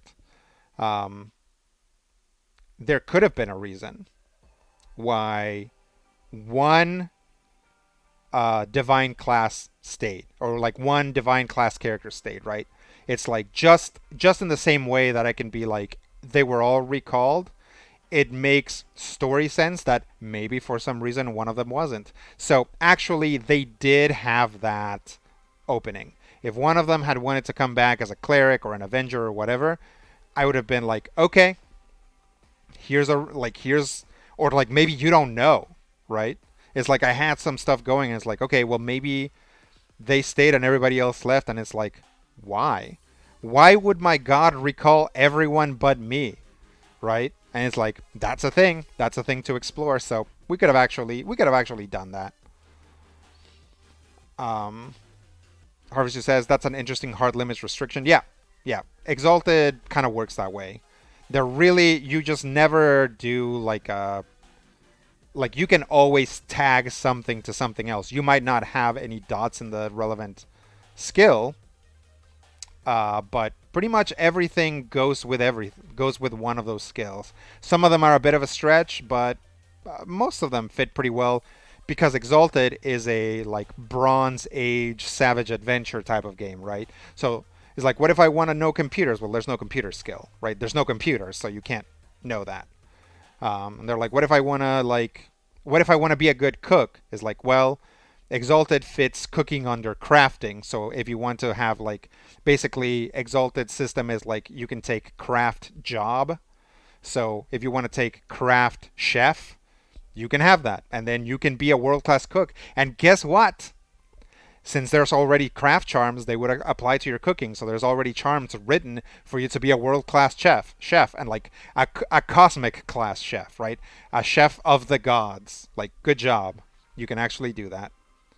Harvester says, ooh, perhaps somebody who was anointed, but they had some marks in their record. Sure. Or who had, like, or somebody who was actually the bestest one, right? The god was like, I will recall everyone, but I need to leave Timmy there on Earth to make sure that things are okay, right? It's like I'm going to leave my greatest champion. Although, if he had joined the Torkel Tones, he would have been kind of a simultaneously an extremely capable and also a fumbling buffoon, depending on what the dice decided that way, right? And that's kind of how we had to play it because that's how D&D plays, like it or not. Harvester says cooking is crafting. I can get behind. Yeah, that's kind of how they do it. All right, I said I was going to go to the top of the hour, and now it's 23 past the hour. So let's wind this down. Let's wrap it up. I want to thank you guys for coming to this impromptu stream. Obviously nobody planned this; it just kind of happened. Thank you to those who's kicked in some cash today. I really appreciate it. Again, you absolutely don't have to. I'm never gonna demand that you know support me financially to watch this stream. It's not a thing. But I really appreciate it when you guys do. Just your Prime subs go a long way, and I really appreciate that. Um, yeah, I want to thank all of you for doing that. Make sure to check me out on Twitter at Fearsome Critter. No affiliation with Critical Role Critters or with Critical Hit Critters, because I actually came up with that handle long before either of those shows were ever in the horizon. If you like this stream, go to YouTube and look up Lopez Family Variety Channel, um, or click on that link. Um, it is where a lot of clips from this show or from this stream end up. So that's a good way to watch like only the creme de la creme of stuff that I come up with. And then, yeah, just go ahead and hit me with a follow. Check me out here at El Picachon. We get together every Wednesday around between 2 and 2:30. We start to play nowadays to play a Pokemon all poison types run. So we can have a lot of fun with that. To those of you that have been here and know the spiel, thank you for sticking around. Let me see if there's someone we can raid. Where'd my dashboard go? Here we go. Let's move this over here. Our raids.